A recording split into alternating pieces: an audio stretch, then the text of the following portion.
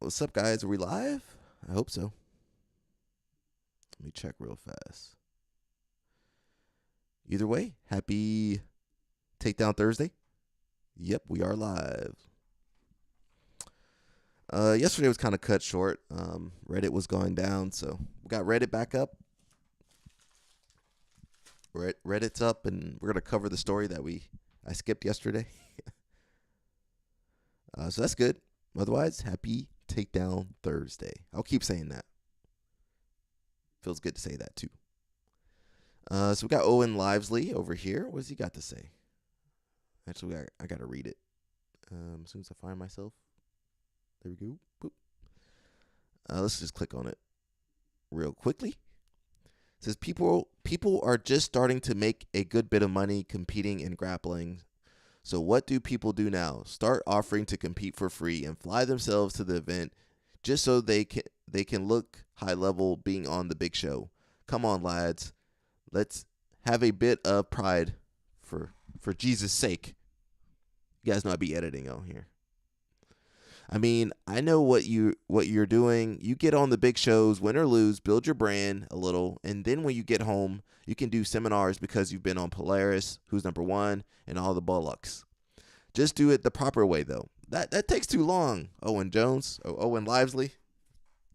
I got my British people mixed up. That takes too long. You got to be good. If you're an influencer, you don't got time to be good. You're not good, probably. I'm trying to name a good influencer. You can't name me or John Thomas because we started as competitors. But now you got influencers out there. I mean, they can't do nothing out here, but they got views. You know. Do it the proper way though. Get asked to do it. Get paid to do it. I mean, that's the old model. I wish that was how it still worked nowadays, but it's about who gets the more attention nowadays. That's what it's about. You get the attention, you know, that's all people need nowadays. They don't care about being good at jiu-jitsu. They just want the attention. It says get asked to do it, get paid to do it. That's what we're all meant to be pushing towards. Pathetic behavior. What happened to putting your head down, grafting like crazy, earning everything you've got? Dolums. I know who you are as well, you turds. Thank you. You're not talking about me. I'm good. I'm good on that one. That ain't me. Who are you talking about? You might be talking about some of your favorite grapplers over there. Not me though. It says BJJ has more drama, vague posting than middle school group chat. Absolute gaggle of man children. Yeah, that's true.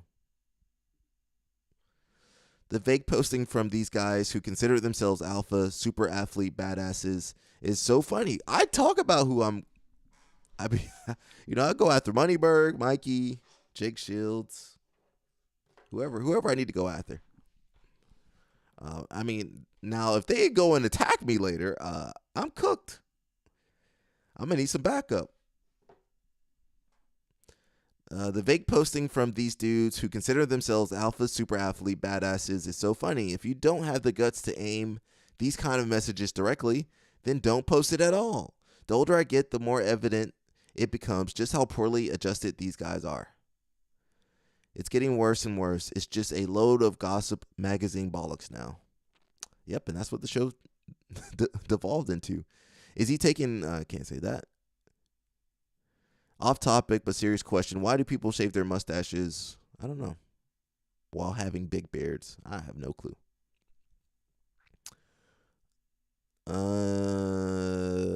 That seems pretty self-evident. He's saying that people are competing for free and covering their own expenses to get bookings on big shows, giving the appearance that they are better than they are. Well, we know how good you are when we see your matches, but now you can use UFC, BJJ.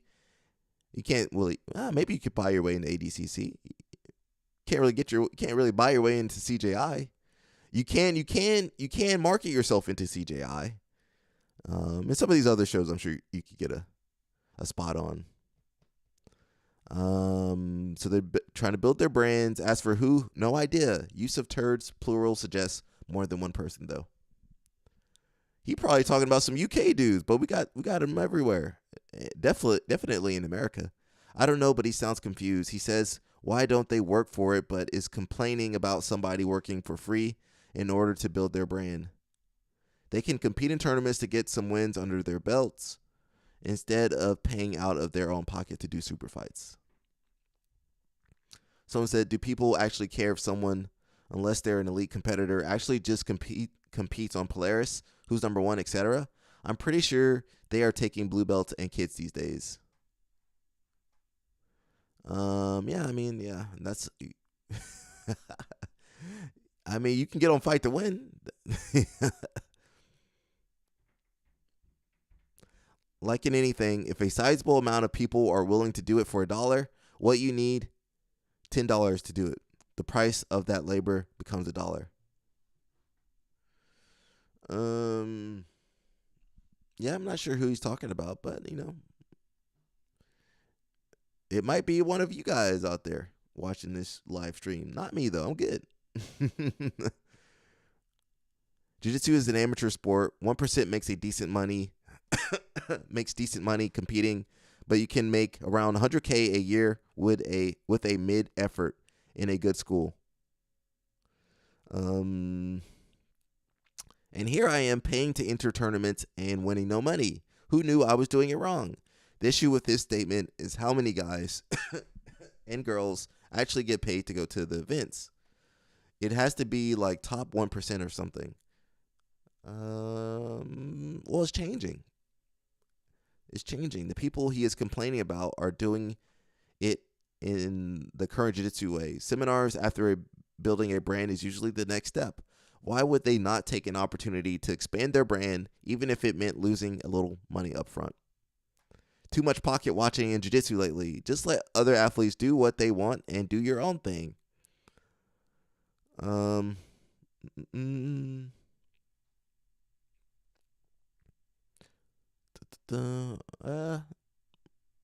not that guy.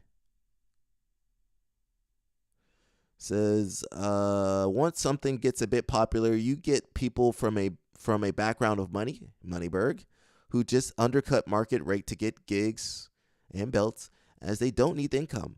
It's not a joke or an idle whinge. If a promoter can fill a spot with a cheaper person, they will. When DJing became digital, it didn't require the work of collecting records and learning to play them anymore. All of a sudden, every second person was a DJ, and you couldn't get paid to do it anymore.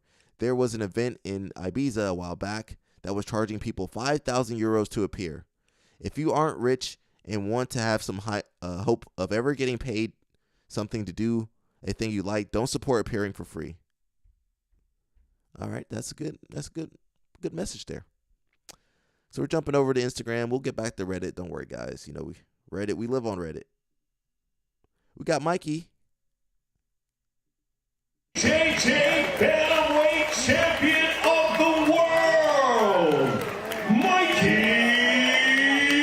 Who's up, Matcher? And new UFC BJJ Bantamweight Champion of the World, Mikey. And new. Ryan, what's up, man? Happy Takedown Thursday, bro. Go do a takedown. White belt Wednesday, you got to help a white belt. Takedown Thursday, you got to go for one takedown in class. Mikey says, probably the most special moment yet in my career, beating a guy that never did no-gi. He's so, man, Mikey, that's crazy, Mikey. Get out of here, bro. You knew you were going to win. You were set up to win. I think it was all set up, bro. Mikey didn't try to get Gio Martinez. He didn't want no Pato. He didn't want no Baby Shark. He like, give me the dude. Appreciate you, man. He said, give me the dude with no no-gi experience and no leg lock defense. In the most special moment of my career. Mikey, okay, I can't. I don't want to get angry today. I got some lemons, guys. If you know that you guys don't know the joke. But I got some lemons. I'm gonna grab a lemon today. My biggest achievement was tapping out a dude that didn't know no-gi and just got his black belt last year. Wow, that's amazing, Mikey. Congratulations, Mikey. I don't know what to say, bro. This sport is crazy, bro. That's like me celebrating beating a white belt. I did it. I beat the white belt everybody knew I could beat. I did it, guys. I'm special. I'm better than you guys. That's what Moneyberg says. We got Carlos Gracie. If you guys don't know Carlos Gracie, you don't do IBJJF. So he's the founder. He's getting older, so I think he's stepping away. Let's see what he's got to say. Yes, I do. What's your name? My name is Carlos Gracie. Carlos, how old are you? I am 69 years old. And where are you from? I'm from Rio de Janeiro, Brazil. You're good. What do you do for a living? I am a jiu-jitsu instructor. How did you learn your English? I learned my English. Jiu-jitsu instructor? You ain't no jiu-jitsu instructor. You 69, bro. You own the largest jiu-jitsu organization in the world. Why don't you just say that? I created the modern jiu-jitsu grappling competition scene. My name is Gracie. I'm good. I ain't got to work. Just say that, Carlos Gracie. I'm in charge of over 10,000 schools around the world. My man said he's a jiu-jitsu instructor. We got the same job. We ain't got the same money though. He got the real money. I got a couple dollars on me. He got assets. He got some real assets. Of course he speaks English. I was young, but now I live part-time in the United States. Tell me something very nice that English has brought to your life. I think everyone in the world should speak English because English is a language that opens doors wherever you go. Okay. Most of the people speak English. Mm-hmm. So I think everyone should study English. English a good thing in jiu-jitsu area today? Yes, because we have students from everywhere from the world. They come, and the only way we can communicate each other is through English. Right. And we have an English class for all our instructors as well. On a scale of 1 to 10, how would you rate your English level? My English level? Mm-hmm. I don't think my English level is very good. But I'm trying the best to make it happen. Mm-hmm. So I think my English could be 6. Can we post this video? Yes, you can. Thank you so much. I think you good, Carlos Gracie Jr. I think you great, bro. You made millions of dollars. You good, bro. You good, bro. Your English good. Better than my English and my Portuguese. Who's that over there? Okay, I better get out of here. Shout out to Carlos Gracie, He's got music. Let me see.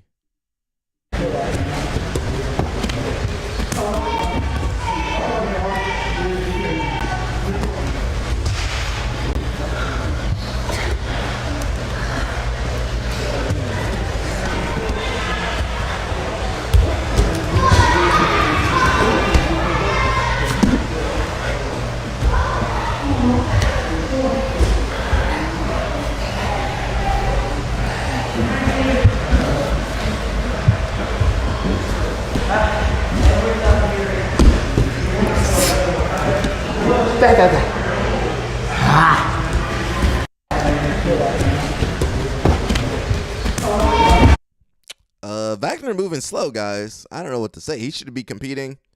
He just had heart failure this year.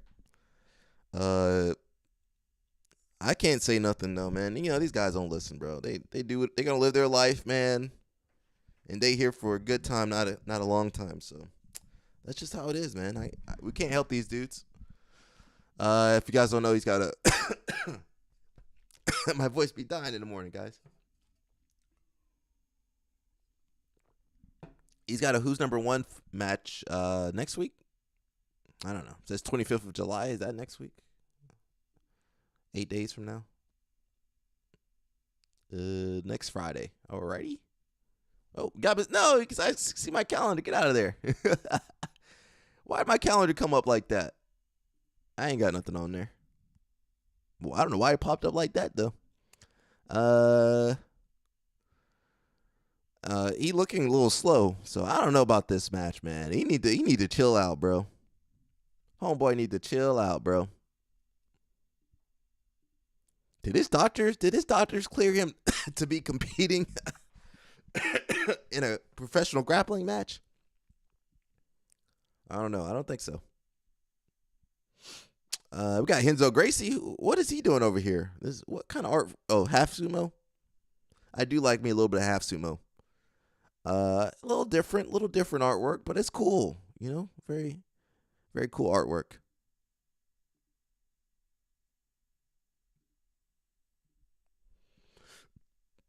Oh, I like those shorts though. Nelson, I need some cool shorts like those. Those are some cool shorts. I like the colorway, you know. I get tired of plain black, bro. It's tiring, bro. But that's cool. Got a little bit of lemon lime or whatever that is. Ryan says, lost all my respect for Wagner and Cyborg over the handling of the Fight Sports Dallas incident. Fight Sports Dallas? I don't know. I don't remember that one. There was more than one incident? Needless to say, they've not handled a lot of those situations well. Didn't they smuggle one dude back to Brazil or something? Half sumo's pretty cool. I didn't know about that Fight Sports Dallas. I only knew about Fight Sports in Florida going on.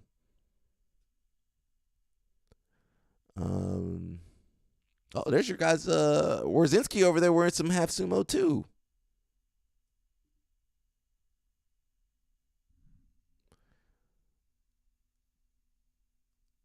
What's the one? Oh, in Florida. Oh. Unfortunately, I wasn't doing live streams back then. I would have been covering that. And then I would have Cyborg and Wagner Hosha coming after me. No, did he? Cobrina's got a new app. I don't know what's on there. Cobrina Online. Was it Florida or Dallas? I believe Florida. There's probably been a lot of cover-ups over there in Fight Sports. I mean, they got the dude that got paralyzed, and then, you know, I'm sure there's been some shenanigans over there. It's Miami too.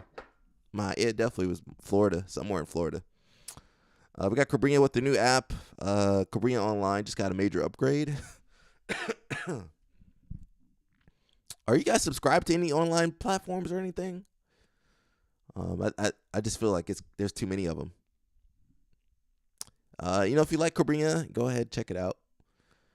It says now every technique is organized by guard type, pass, or submission. So I think this is more geared towards his students and affiliates. You know, now there's so much information on YouTube and Instagram. We got Jason Off over here. What you doing, Jason Off?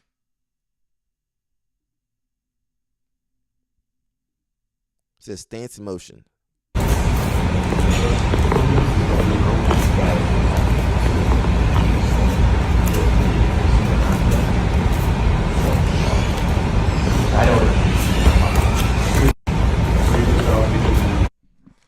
So it said AOJ is too expensive for my taste. It's actually, you know, one thing I like about AOJ, we can look it up right now. You guys, I'm not sure if you agree with me.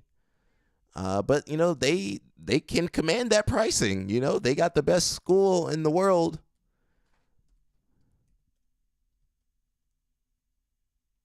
Can I go to RJC?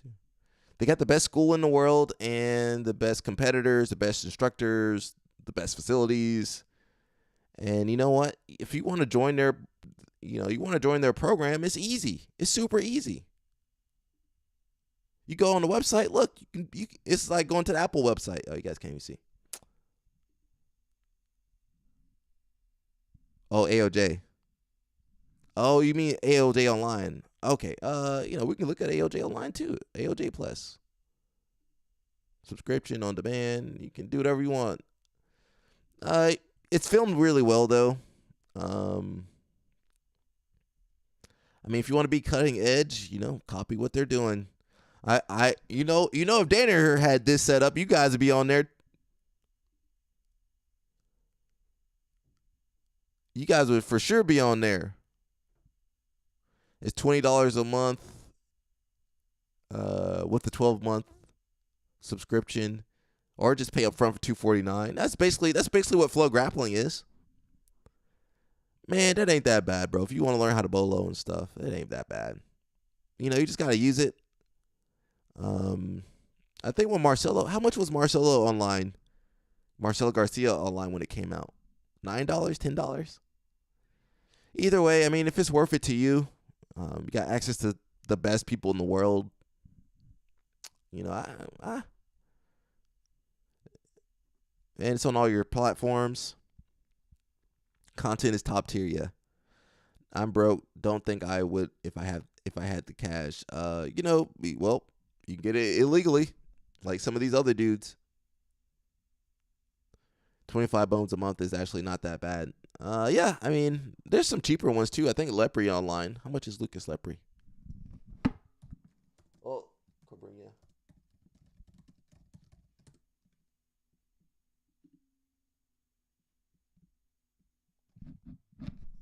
Okay, Cobrinha got the same price, $24.99 a month or $2.39, a little bit cheaper, like $1 cheaper.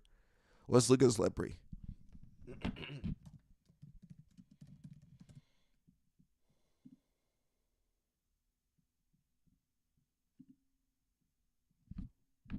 Okay, they all about the same. Yeah, I mean, I don't know, man. I'm more about the online stuff. If they did like put it on YouTube or something, Kyle's $25 a month as well. I'm in UK, so online is my only option. Well, you got Fion now. You can go pay 230 euros a month now to go train with Fion. Well, depending on where you are in the UK. Well, you also got Hodger over there. Hodger got an online program too.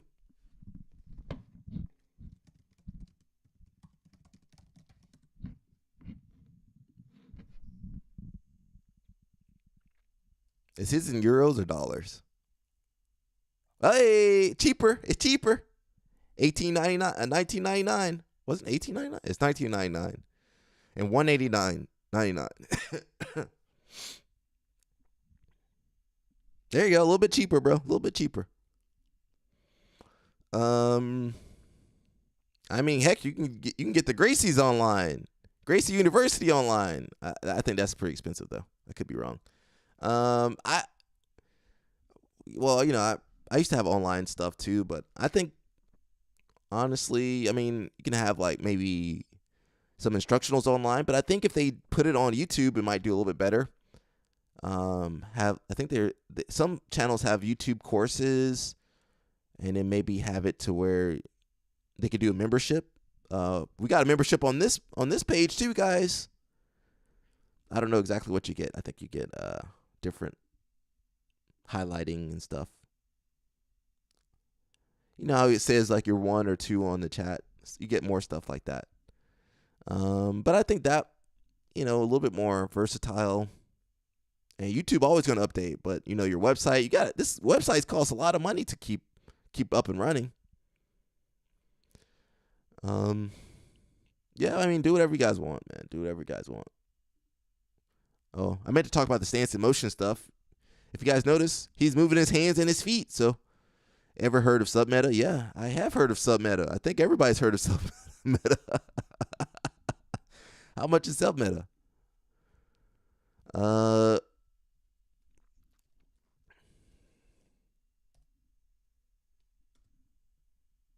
Let's see. Oh, I don't have an account. How do you get an account? What's the cost of it?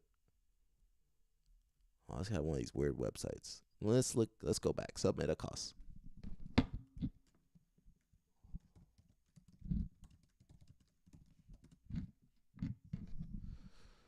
You're paying the same amount, guys. Paying the same amount. $19.99 it said somewhere. $19.99 a month, or $25 month to month. Okay. I wish BJJ Fanatics had created a platform, an online platform where you could just subscribe to these people and pay one fee. Realistically, you should be paying $25 a month and have access to the, all these people, instead of having to buy. I want no gi. You got to go get submeta. You want the gi. You got to go pay for AOJ or whoever. I don't know. I just put all my stuff on YouTube. Everything is on YouTube. I think that's easier for me. And it's going to live there. I'm going to let YouTube pay for that hosting on there. I'll stick with Master Ken and Stomp the Groin. Yeah, I mean, don't do that to me when we roll, but you can do that. We got the IBJJF crown coming back. I think they need to scrap this crown and take that money and put it to the World Championship or, Pan Championship or European Championship. I don't think the crown it's cool to watch, but, that money should be going to better causes. It should be going to paying the athletes in those other tournaments. Makes no sense because this is invite only. And it's a small pool of people. And they don't be paying for pans. You out there killing yourself. Harrison didn't make no money from the Pan Championship and had to go do UFC BJJ. It's cool, cool, awesome crown. Crazy. Do you get ranking points or what do you get? You just get some money? I mean, IBJF never going to invite me. I'm never going to go to the crown, so it doesn't help me. I gotta do something at one of the big tournaments.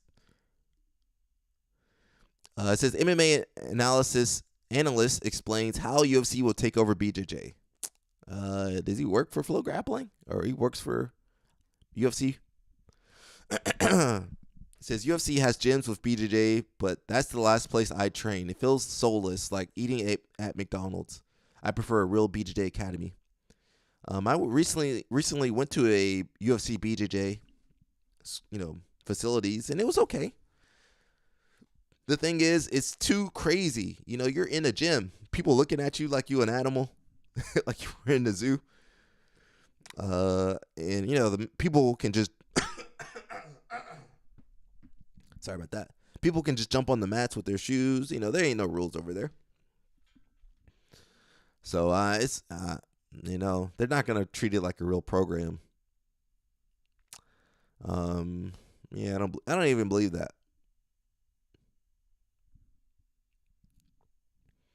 Like, we got a little video for you guys. Belt, purple belts choking you out every day, blue belts smirking while you tap like a broken slot machine, brown belts locking you in jujitsu nightmares. Forget sweating for years. It's all about the money. Whip out that fat wallet and boom, black belt glory. Pay to slay. No training, no pain, just cold, hard cash for that jujitsu sash. Call 1-800-BELT-BLING.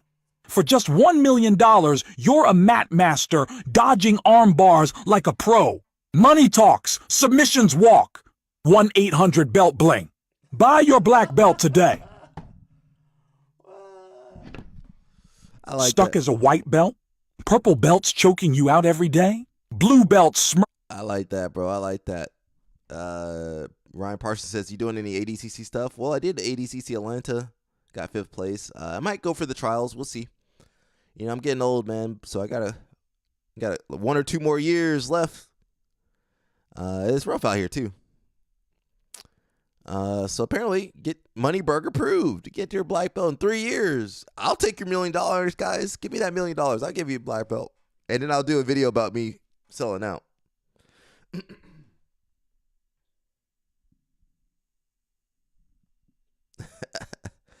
I don't know if you guys weren't on here yesterday. Moneyberg tried to get to me. But I had to say no. Had to say no to Moneyberg. A lot of people don't say no, though. They don't say no. Speaking of Moneyberg, is that Moneyberg for real or is that fake?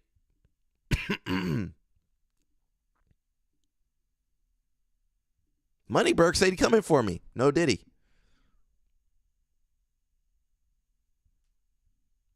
Oh, man. My internet is cooked today.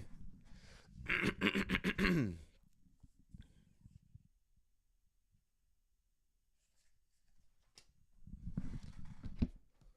try this.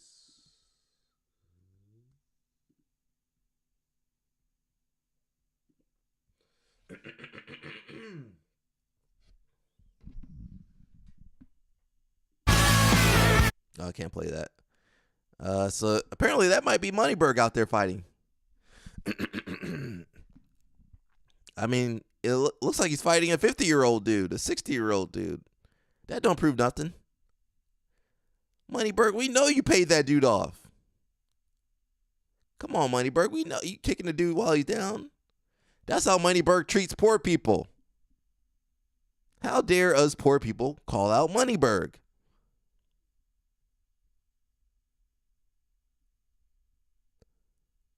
Wasn't that Moneyberg? Moneyberg, bro.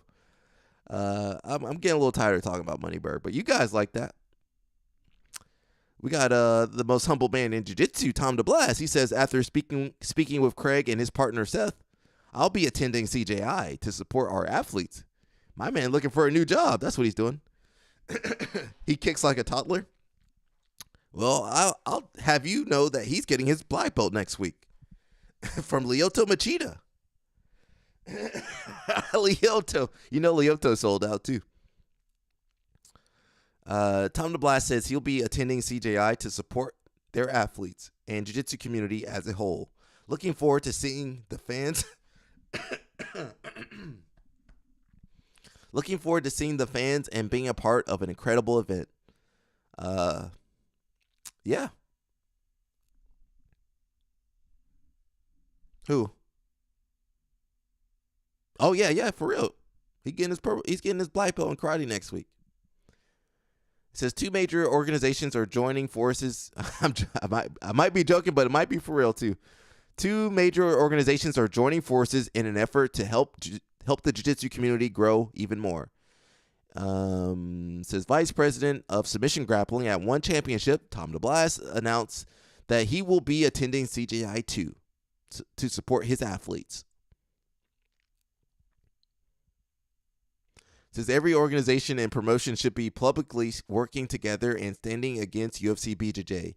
No exclusive contract. Well, one has exclusive contracts. We want to see the best in the world fight the best in the world without limitations and to see them move with freedom.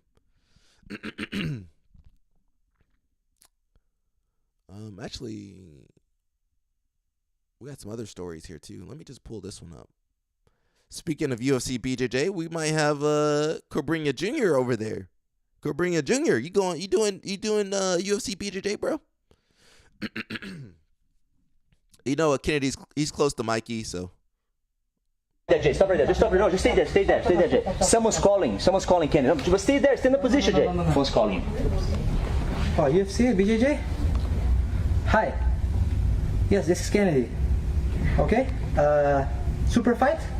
July 31st? Okay, I'm in. Send the contract. Thank you.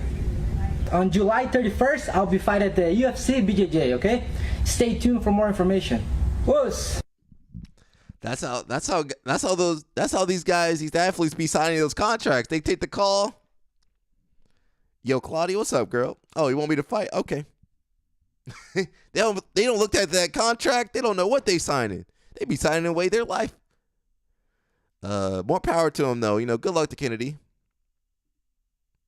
I like Kennedy and Cobrinha. You know, I used to train Cobrinha a long time ago. It says Khalil Silva, son of MMA legend Anderson Silva, made his jiu-jitsu competition debut in California. So, why is he such an old white belt? His dad didn't have him doing jiu-jitsu as a kid. Well, he probably don't need to fight, though. It says, at the 2025 Super Cup in California, Khalil proved the legacy is alive and well. He fought 3 tough matches, only falling short in the final rounds. No excuses, no complaints, just fuel to grind harder. So he needs to be doing some striking training or something, man. A little bit of jiu-jitsu is good, too. Ryan says, it's like I said, not reading the fine print. Dana owns you. Yeah. Apparently, Mikey wasn't reading. That's what Craig Jones said. Mikey didn't read his contract either. So are those glasses just for show, Mikey? I don't know, man. I wonder about these dudes. We got Baron Bozo. What's up, girl? She also sponsored by Inverted Gear. division. If you have to post but you're self-aware, we have two good options. Not how I wanted to win, but I got gold today.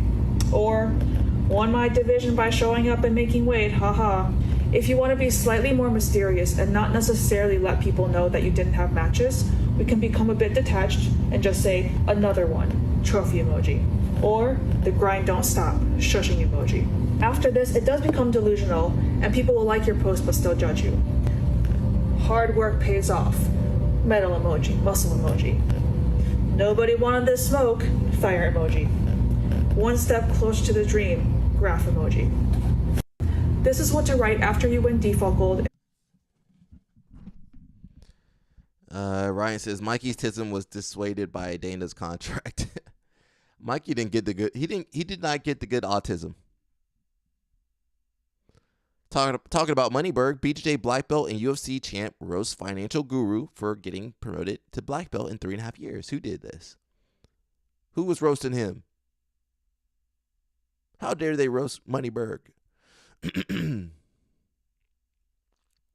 Oh, Sean Strickland. Didn't Sean Strickland said he hated his jiu-jitsu and that it didn't work or something? Sean Strickland definitely got some mental issues. Oh, Vinny does. Vinny said that. Vinny Magahala had this point. At this point, a black belt from these guys doesn't say technical mastery or warrior spirit. It just says premium subscriber. And the real tragedy is not just the instructors making fools of themselves. It's every legit student they've ever promoted. You could have been forged in fire, tested in battle, grinding for a decade, and now you're in the same boat as Mr. 3-year platinum package. Hoist Gracie. Yeah, I mean, all these guys sold out a long time ago. Belts for sale, 3.5 years, give me a break. This is a joke. You are not a real black belt. Our sport becomes a joke after a while. Strickland said, yeah, you didn't hear what Strickland said about BJJ not working and he hated his black belt. Yeah, he said his belt doesn't mean yay. But why is he defending it? He was over there defending it against Moneyberg. These guys got issues. So, you see people like, we talked about BJ Penn, a little bit about Nick Diaz. That story is going to be common. That story is going to start happening more and more and more as these guys age out and, lose control of their minds. We got a nice little post. Let me rewind it real fast. It says, would you trust your wife?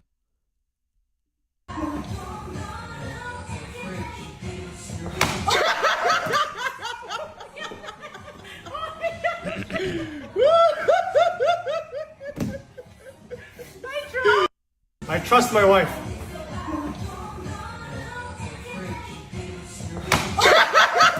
Oh, man. All right, he should not have trusted his wife. He did, though. He did. He trusted his wife. And look what happened. All right, guys. Yeah. My neck kind of hurts just watching that. We got JB over here. All right, if you guys were watching yesterday, me and Quan were going at it. I said, Quan, if you have kids, put them kids in wrestling. Gonna have some better role models. Ryan, I'm not gonna read that. I think the wrestling is a little bit better for the kids. They're gonna learn some gymnastics and some discipline, some self-control, some hard work. Jiu-jitsu, you don't learn none of that. You learn to complain. You learn that you don't have to warm up. You learn that you don't have to do certain stuff. You learn that you can play games all day. You don't even need to roll. You get a stripe. But in wrestling, they just go to work. So think about that if you guys have kids out there. I think it's better to put them in gymnastics or wrestling or something. Maybe even judo over jiu-jitsu. These jiu-jitsu coaches, they be some degenerates. I mean, I'm not saying all the wrestling and judo guys are pure, but for sure you got some degeneracy in this sport. These guys be roided up, skin infected, disease spreading, STD. They doing every drug known to man. At least in wrestling, the coach is a little bit better, usually.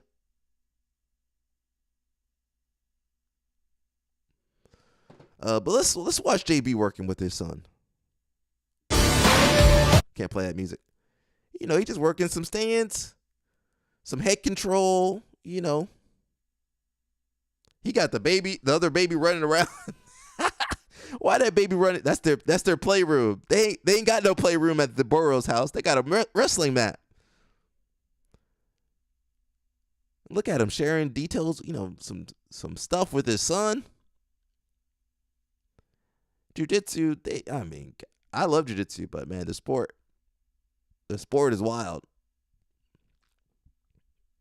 The kid over there just grinding, bro. They have fun too.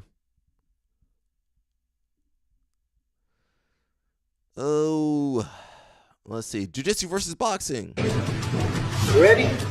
Fight. Land the big strap. Genau, sehr gut. Genau. Ja, so next to left. Sehr gut, genau. Land the big. Ja. Sehr schön. Ja. Sehr gut, Ruben. Sehr gut. Ja. Ja, sehr schön, Ruben. Sehr schön. Sehr gut. Aufstehen. Los. Los. Oh, dang. Oh, dang. My boxer's lost. My boxer's lost. JH, what's up, bro? Happy Takedown Thursday. Guys, Takedown Thursday. You got to go do a takedown on Thursday. At least one takedown. I'm going to hold you guys accountable. Have you ever seen the black guy that coaches his children BJJ and they win all the contests? I think his kids are on YouTube.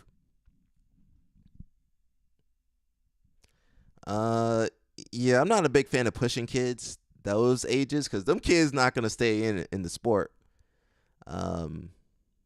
Case in point, the Mendez brothers, they don't even coach their kids. They push them kids over to Tynan and whoever else, Misa, whoever in that kids program. The Finegro girls, all right, take the kids. Here you go. And some of them kids, they don't want to do jiu-jitsu. They want to do gymnastics. They want to do dance. I've seen some of the thumbnails. I have not watched the videos. I don't think I'm their target market. I'm not the target market on there. I don't actually watch that much jiu-jitsu content. Well, I do for research, but I don't watch, the vlogs or anything. I don't know how he's doing it. I'm not the biggest fan of pushing kids at those ages. I've seen, you guys know I taught kids for, I don't know how many, almost 2 decades, basically. Almost none of them kids stay training. You push them that hard, they probably not going to stay training. They're going to hate it. I seen kids from jiu-jitsu families. They're like, I hate this. Once those kids get about 10, 8, 9, 10, I hate it. I hate this, Daddy. I don't want to do jiu-jitsu anymore. Says, I was like that as a kid. I used to compete in swimming from ages 6 to 11 or 12. You hit about 12. I don't want to do this anymore. I hate this, Daddy. So yeah, I'm all for keeping it fun. You got to wait for the kids to get to the point where they want to do it. About 13, 12, 13, 14, they want to do it. Awesome. But I'm not the biggest fan of parents pushing kids when they're that little. They let kids do everything. You shouldn't specialize kids at those ages. They should be running around, jumping, flipping, flying, playing around with everything. JH says, I was tired from traveling around all the time and wanted to play other sports. Yeah, kids need some down. You guys ever notice the kids nowadays, their schedule be more packed than adult schedule. They got tennis class, they got pickleball, they got baseball, they got soccer, they got jiu-jitsu, they got wrestling, and all in that in 1 week. But, kids back in the day, they had time off. So think about that, guys. Your kids don't need to they can stay at home and play. They don't need to do 50 million activities. Them kids be burned out and they still in elementary school. They got anxiety. Why you got anxiety as a little kid? Nah, let them kids play, man. Let them play in that dirt. Let them play outside. Go to the park, eat some ice cream, and play around a little bit with the jiu-jitsu or the wrestling. It's just for fun. Make sure they stretch and flip. Man, I don't know, man. No kids don't want to travel and wake up early on Saturday. Let them kids sleep in and play. Let them kids have some fun, watch some cartoons and play with their friends. I mean, keep them active, but you just play with them. Says gotta wait until they start getting that lunch money took. Yeah, wait for some other kids to start picking on them. Then they're like, all right, Dad, I want to do jiu-jitsu. I want to wrestle. But I will say it's really cool when you see the kids. Shout out to we got a couple kids. I won't say their names, but we got a couple kids like that. They love training. They like, 12, 13. They love training. That's what they want to do. But they got to make that decision themselves. So I guess your job as a parent, I'm not a parent. Not that I know of, at least. Hope not. Knock on wood for me.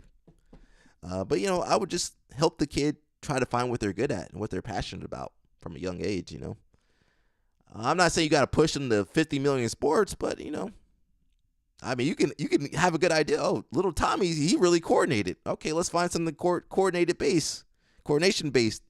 Oh, he really likes science. Okay, let's do some science stuff. Oh, they really like arts and craft. Let's do some crafting stuff. So, kids will show you their talent. People show you their talent. Did you guys not know that? People show you their talent. For instance, Moneyberg, his talent is money. I gotta leave Moneyberg alone. I don't know what I just canceled out of there. We got Craig Jones. He's back. Try to relax, kind of hold your question loosely in your mind. We'll see what the cards have for you today. So tell me, who is going to be the fourth woman in our 4-woman bracket at CJI? That can't be right. She's too inexperienced for the event. It's a wild card. It does look like a wild card to me. Let's have another go. I'm still not seeing any clear messaging here. Flip another one. The cards are just screaming that this is going to be the selection. I'd say the message is loud and clear. I mean, I do believe it. You were right about my upcoming deportation case. The message is loud and clear. We run a corrupt organization here at the Craig Jones Invitational, and you'll be able to watch Sarah Galvao, because the cards never lie.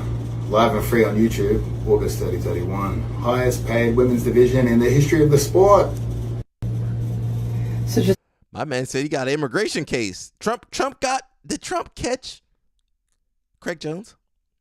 You know what? They definitely got him when he went over to Ukraine and blew up Daddy Dana's head on that blow-up doll.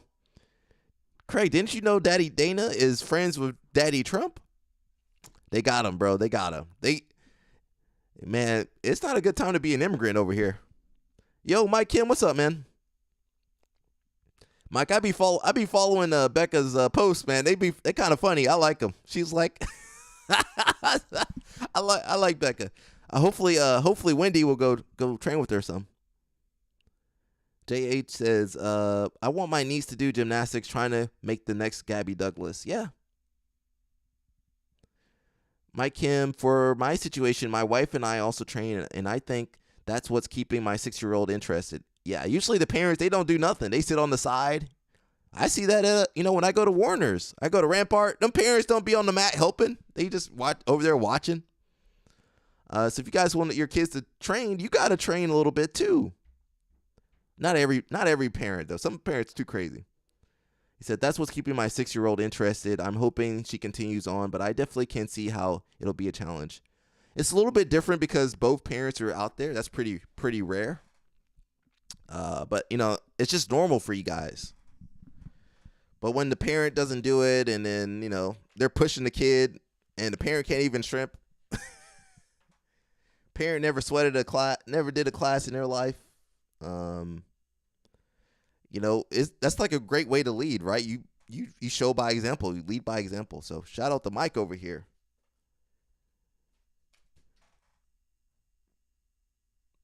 So Craig Jones, he just said Sarah Galvao.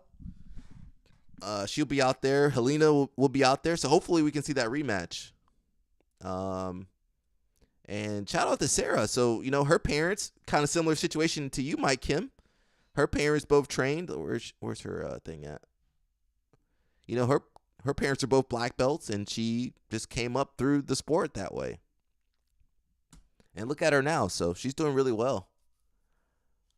I don't know if you have any young pictures of her. There's a picture of her kissing her parents, and that's a good one. Where is it?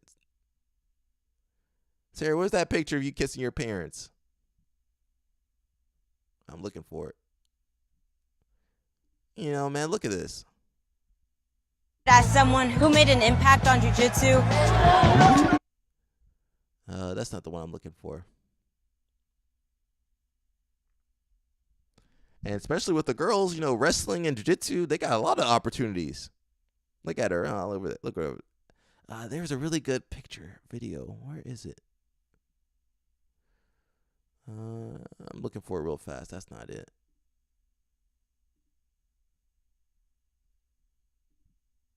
That it? That's not it either. Really proud of you, sir. You're the best.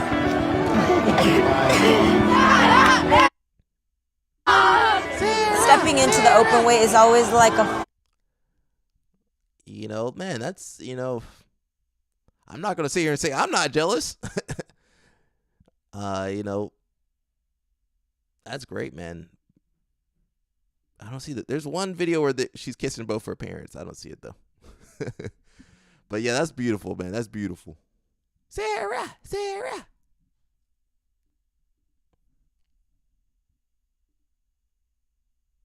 Now, we already watched this. Kennedy will be at UFC BJJ. Who's he going to fight, though? Moving on, we got Arma BJJ. My folks in the UK, you guys can pay 230 euros now. But it looks like they actually got it up and running now. You guys going to have the instruction. You're going to have the smoothies. You're going to have the meal plans. And you're going to have the coffee. I'm a little jealous. You guys got a good setup. All we got over here is Rita's. In Jersey, that's all we got. That's our recovery. I don't even have Rita's no more. Mike Kim got Rita's though. You got that recovery slushy and recovery soft serve. Is there protein in that soft serve? I don't see their thing up here. But we looked at it yesterday. Apparently the gym is looking pretty good.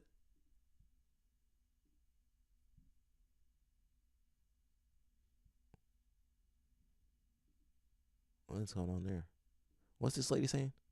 I'm coming along on the 10th of August to talk about all the reasons that sometimes it feels like our brain is getting in the way of us just having a brilliant performance in our sport. We're going to look at why we might get nervous before a competition, why we might get frustrated or angry or sometimes even shut down during a competition, and all of those ways that we can really work on our confidence and build up our bravery skills. So really looking forward to meeting you all. I'm JC Perry. I'm a sports psychologist and I'm coming up. Oh, yeah, that's awesome. I've talked to a few sports psychologists, and it definitely helps. We got AOJ over here. Why they got this big boardroom table? They got too much money over there, man. They too much money over there. They got too much money over there at AOJ. Let me move back to the other one. Says strong culture, pushing the limits, creating new standards. Why are they always wear black? I wear black now because I'm traveling. It's easier for me to clean when I'm eating. Whatever I got, if I put on white, that's gonna get on my clothes. I wear that black, I'm good. B team, what's up, B team? Is that Craig Jones right there? Craig Jones, is that you, B team? Nah, no way. But yeah, why are they always wearing black? Is that part of the cult? But they wear like the same clothes, black shirt, black pants, white shoes. Is that what I'm wearing? I might be wearing that today too. But I pull my socks up high though, like a wrestler. Like, that makes me a little different. But they all wearing AOJ. Is that their uniform?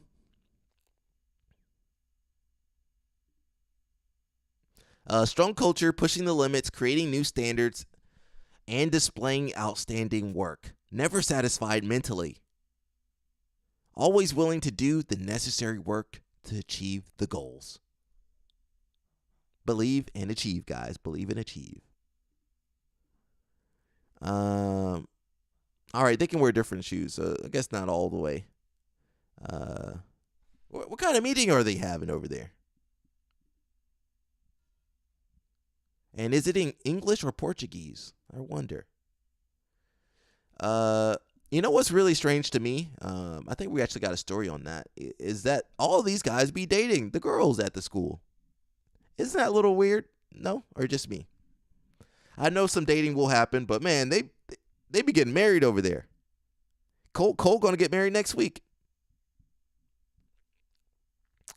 So we'll see how that works out. I don't know. Great coaches. I'm so blessed to be now training at AOJ. I mean, you pay for that. You pay for that luxury.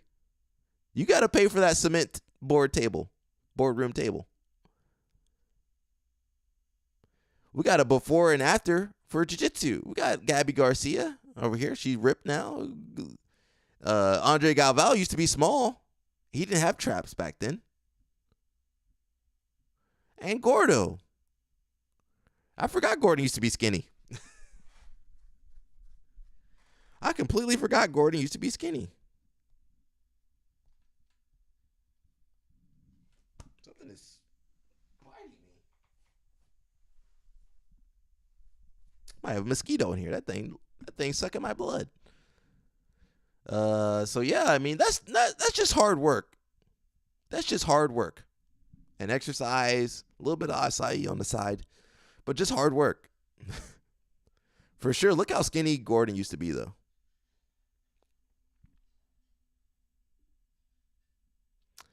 So we did talk about Sarah Galval. She's going to be fighting in the CGI 2. She's going to make some money, hopefully. She got some competition. She's got Helena. She's got Adele, and she's got what's that Vieta girl? What's that last girl's name? Anna Vieta. Anna Carolina Vieta.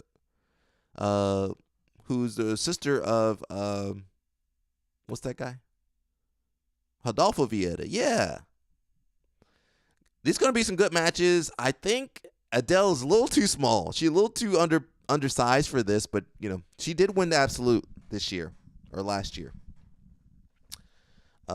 It's going to be some good matches. I think Anna Carolina's probably the least favorite and least well known out of all these girls, but I honestly think Fionn should be in there. Maybe what's the tall girl from Canada? Brienne St. Marie, maybe Elizabeth Clay. Right now it's set up to be America versus Brazil, though. They needed well, not America, but America and Australia versus Brazil. They maybe could have gotten maybe somebody else from Europe or something, or or Asia. Is there any big Asian girls? I don't know of any. Maybe. Yeah, but it should be awesome. Let's go. That actually might be better than the dude division. Sad news. We got Owen Jones had to pull out of his match with Gianni Grippo. So I think my boy Jeff Cummings would be a good match.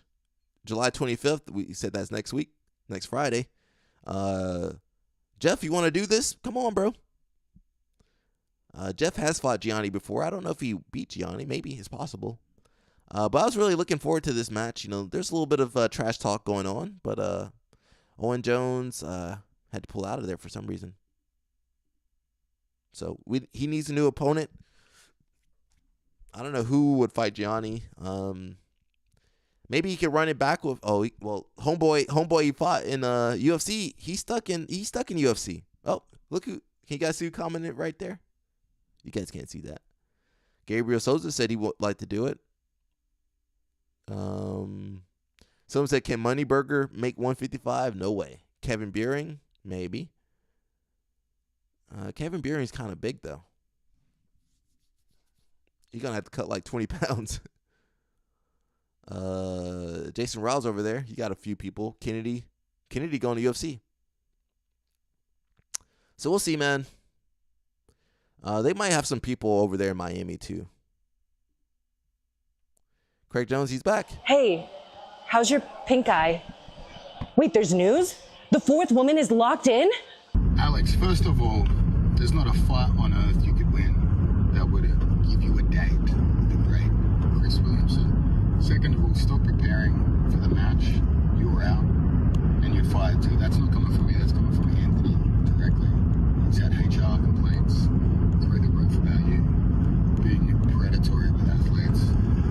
But the announcement is for she's taking the fourth spot in the women's bracket. Some people might think this opportunity comes too soon for her, but the wild card nature of this event means that we get to see the upcoming top prospects face off against opponents they might not ordinarily get to face. Craig? Hey, how's your pink eye? Wait, there's news?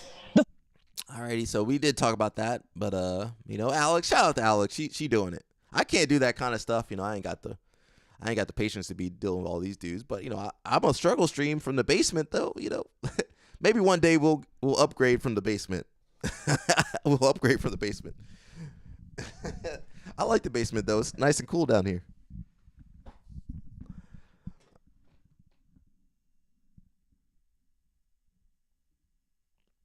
Let's see. Free seminar. Jiu-Jitsu-Con, Masters Worlds. All this stuff is all the same time. Jiu-Jitsu-Con, Masters Worlds, and then CJI. So it's all like the 28th through to the 31st. So if you guys are in Vegas, go check that out. I will not be there. I don't make enough money to fly myself out there to go cover this stuff.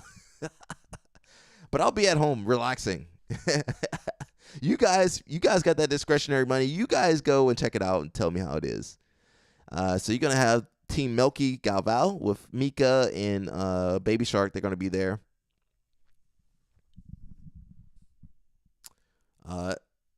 I heard it's kind of loud in that venue, so it's kind of tough. So it might be kind of hard to hear.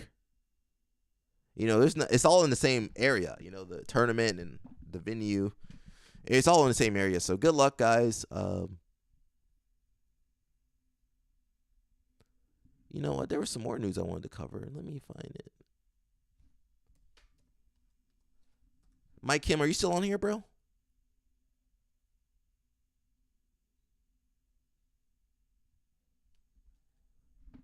Mike Kim, you still on there? Let me check. I'm trying to find something. I'm trying to get Wendy to go do this, but I can't. I'm not gonna force anybody to do anything. I'm just gonna strongly suggest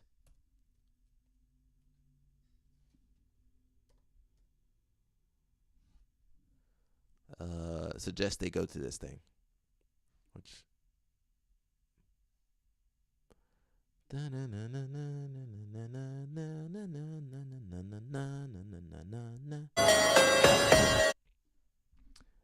Mike Kim, are you still there? So if it's possible this weekend, hey Mike, there he is. My Sabasto's having a free women's only competition workshop in open mat. It's going to be in the city. I know it's a little far. It's in the city. It's going to be at Unity, but it's going to be free to all the ladies, and there's going to be a lot of ladies there. So I'm trying to get Wendy to go, but maybe Becca, I need you to force Wendy to go with you. It's going to be July 20th, which I believe is a Sunday. Oh, here it is. Right here's the information right here. Let me scoot this guy over. So that's really great. I support the ladies training. It's going to be my Sabastos, super famous, multiple-time world champion. It says free women's only competition workshop in open mat. They got to pre-register by emailing desk@unitybjj.com. It's Sunday, July 20th, 12 to 1:30. It's open to all affiliations and belt levels. Come train alongside other women and learn competition strategies, techniques, and mindset from the 6-time IBJJF Black Belt Gi World Champion. So it's a good opportunity. I'm trying to get Wendy to go, but she don't want to go. But yeah, let Becca know. If you guys are on here watching, if you got any ladies in your life that train, go send them there. It's gonna be good, and it's gonna be a good opportunity to meet new girls. You know, not every place has a million girls like Rampart over there.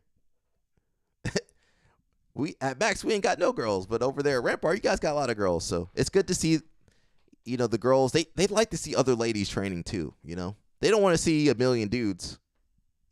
Sweaty dudes, sweaty, hairy dudes. They want to see other girls that look just like them training. So it should be good. It says the workshop and open mat will be gi and no gi, and we'll go over techniques in both gi and no gi. So you got to bring both, apparently. Shout out to the ladies, man. The ladies, the sport is growing, man, for those ladies. Talking about some ladies, we got Helen. What's up, Helen? What you doing, girl? She's going to Budapest for the World Championships in September. So she's getting ready for that. What's up, Helen? So, you know, I'm a big supporter of the female jiu-jitsu and the female wrestling. So,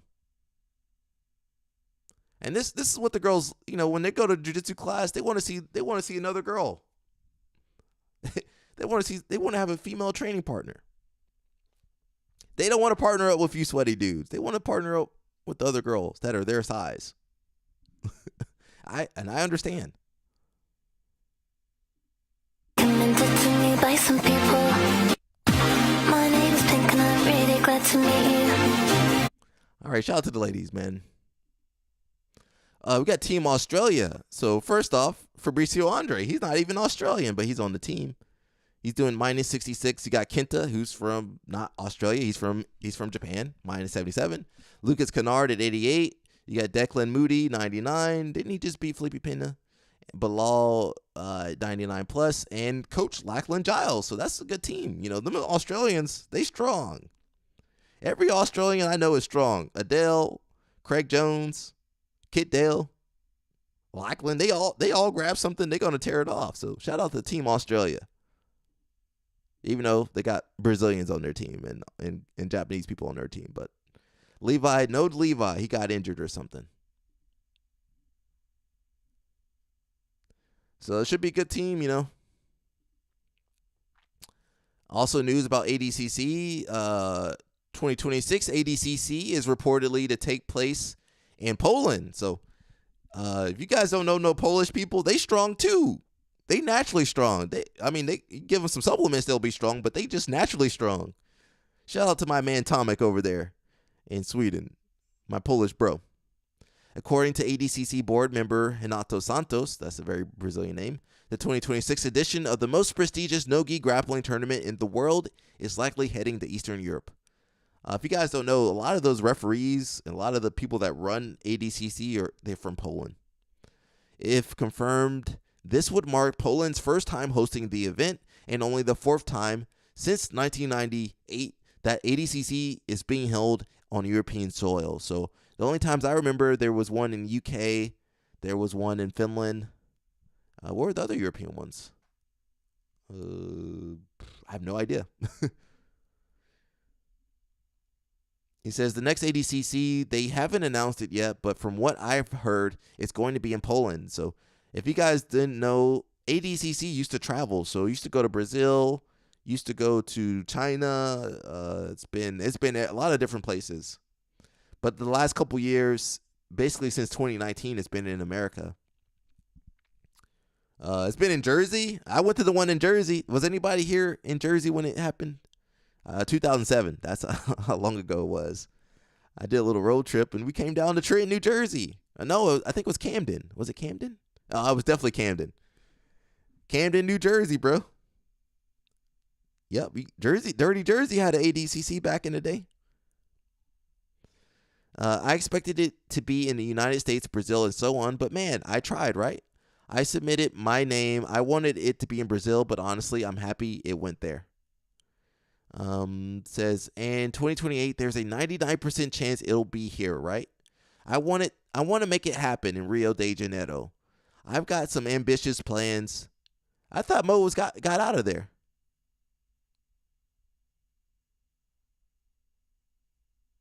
I've got some ambitious plans, things that have never been seen before, chasing iconic photos. It's 30 years of ADCC, so it's the cherry on top. So my team, my ADCC side, including Mo and people from the board, are super excited for 2028. So it'll be the 30th anniversary in 2028. Wow. And the prize money's still the same. How are you still getting $10,000? You getting the same $10,000? Well, it's worth less now because of inflation. That $10,000 that they got in 1998 was like $20,000 today. So yeah, crazy times, bro. Yeah. My bad. I have some hot spots. What's that? Hot corners. I got some hot corners now. If you guys don't have a MacBook, it's you can have different different commands for the corners. It says dating coach advises on wrong and right ways to ask your BJJ teammate out. So Coach Alec right here is gonna say, don't do that. Don't date your teammates. Don't date people at your gym. I said this before, and someone called me a misogynist. I said to be safe, don't date anybody at your gym. Unless you're already married, Mike already married to his wife, so but them gym relationships, Mike has seen some of them gym relationships. What happens when them gym relationships don't work out too well? It's a little awkward. People got to choose teams, got to pick sides. And God forbid they date somebody else at the gym. It's a mess. So don't do it, guys. That's what Uncle Alec is telling you guys. The amount of jokes on Instagram about a new girl showing up at a BJJ gym and a 4-stripe white belt wanting to take her under their wing proves one thing. A new cute girl walking in a gym will get attention. The good thing about BJJ, people are very welcoming and take care of each other, especially ones who have been training for a while. Remember, the time you showed up for your first BJJ class, you had to find the address, maybe navigate through some corridors. Some gyms are very well hidden. Find out where to change and had no idea what to expect from the training. Will people be friendly or will they try to choke you brutally? It's stressful. JH says, I saw a girl fall in love with the other day. It's funny seeing thirst in reverse. She fell in love with the black belt coach or the white belt coach or blue belt coach. It happens, man. It's messy out here, man. Again, don't do it. That's what Coach Alex telling you. Don't do it. Says, now imagine how a girl feels on top of all the questions you add, rolling around on the floor with sweaty men. That's why I'm pushing the girls to go to that women's only seminar. That's free. That's kind of gross. Let me not read that. Let me not read that. This looks like ChatGPT. So let me just cliff notes. Don't do it. Don't do it. Can you guys not see my screen? What's going on my screen over here? Some reason it's not updated, guys. What's going on? My screen's not updating.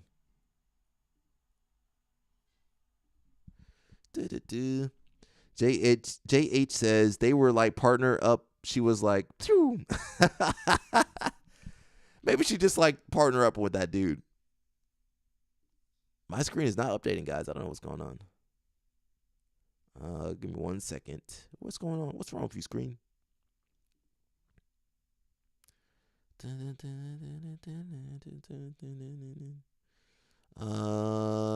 don't know. Display capture, where you at, bro? There we go. Hey, I'm back. This looks like ChatGPT wrote it. So whenever I see ChatGPT spewing out a ton of stuff, guys, just don't date at your gym. And I advise you to tell that to everybody. Level Black Gear. So you guys know I'm sponsored by Inverted Gear. But Level Black seems to be pretty popular too. Poster says, I have a friend who just recently got into jiu-jitsu training about 3 weeks, and he mentioned to me that he was thinking about getting a new rash guard. He's looking for a few brands, one of which is Level Black, which he likes the most. However, he's worried that people will think he's a dork if he's wearing it and getting killed. I told him, maybe, nobody cares. I told him it doesn't matter and to wear what he wants, though. I did tell him I think it's a bit expensive for what it is. Do you guys think he's overthinking it? Yeah, he can wear it. How much is that stuff? I mean, costs. I mean, you want to be UFC champion? Move to Dagestan for 2. Oh, Uncle Chael, get out of here, Uncle Chael. We'll look at you later, bro. What about different gyms? That's fair game. That's fair game. Yo, Danny Choppa, happy Takedown Thursday. So you gotta do a takedown on Thursday. Did you know that? Level. I know I'm spelling it wrong. Black. BJJ. Danny Choppa says, brother, the Nogi cell was up for inverted gear. Was about to grab the shorts sleeve brown. It's only in extra small. Oh, I'm sorry, bro. Everything out of stock, not just inverted gear. So Level Black's okay. Seems okay. Again, I'm sponsored by Inverted Gear, so I can't be wearing that stuff. Nelson, if you're watching this, I need some more gear, bro.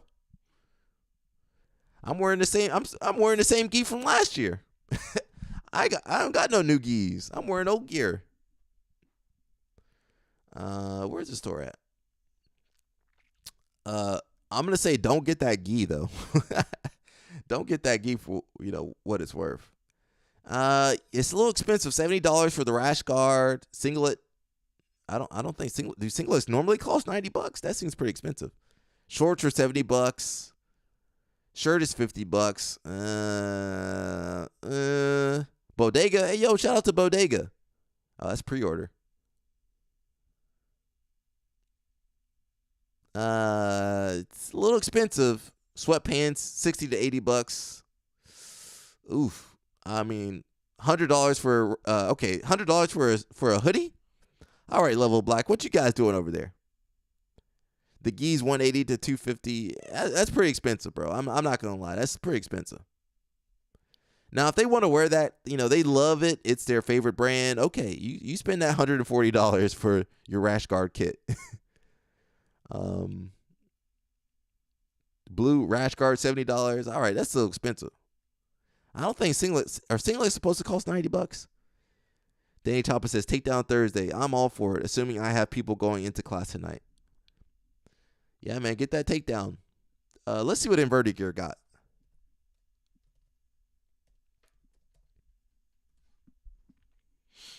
We got the Mystery Panda. You want the Mystery Panda for $150, which is a gi and no gi outfit.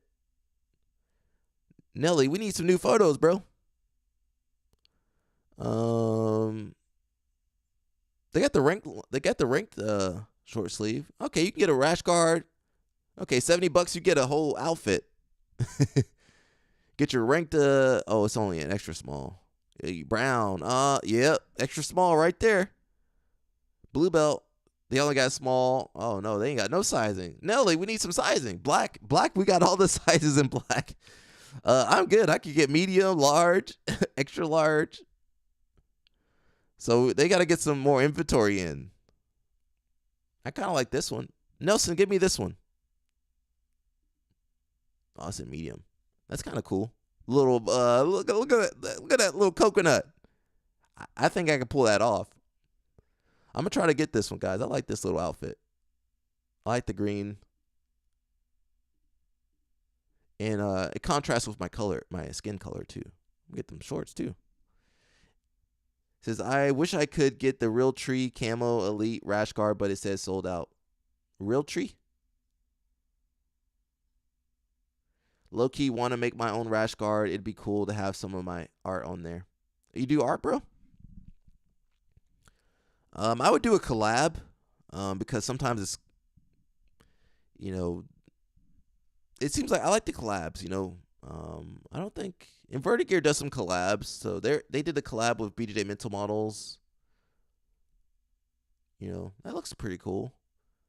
I would start with the collab first, but maybe you could find a good production place that could put your artwork on your gear for you. Says the blue looks very clean. I might have to get it for the look. Maybe I'll grab a black just for the looks as well. Version 6 is probably my favorite so far. Real Tree Hunters camo. I'm gonna check that out. But I like this white one. I need the BJJ Mental Models one too. In black though. Real Tree, is that a brand? I never heard of that.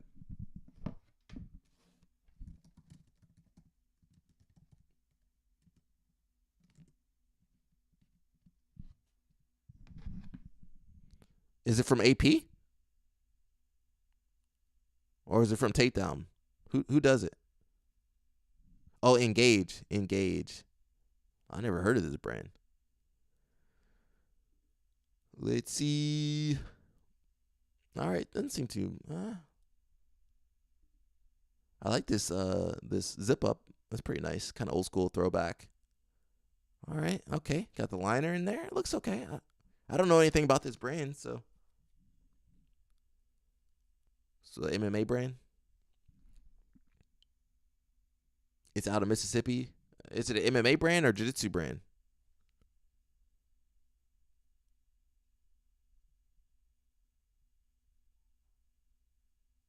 Shirts a little bit more well priced. Yeah, definitely MMA brand.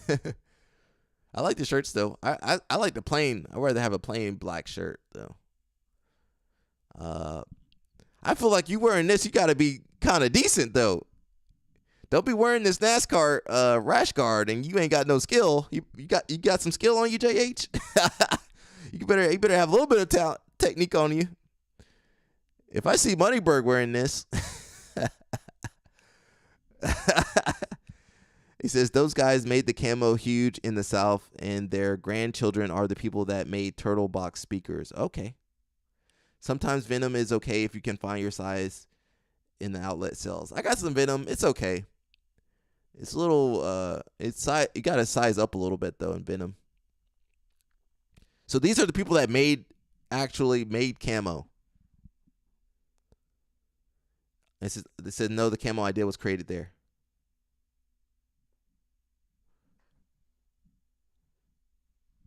I always just assumed camo was always popular, as far as I've known.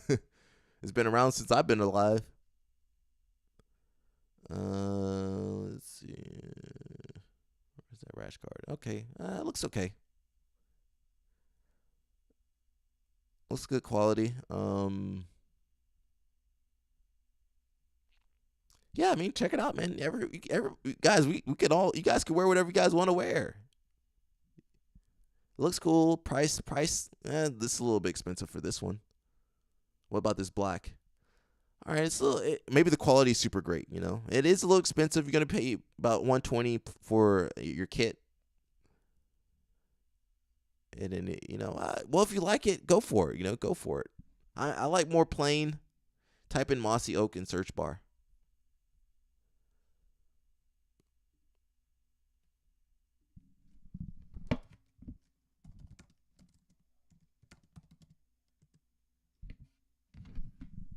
No results.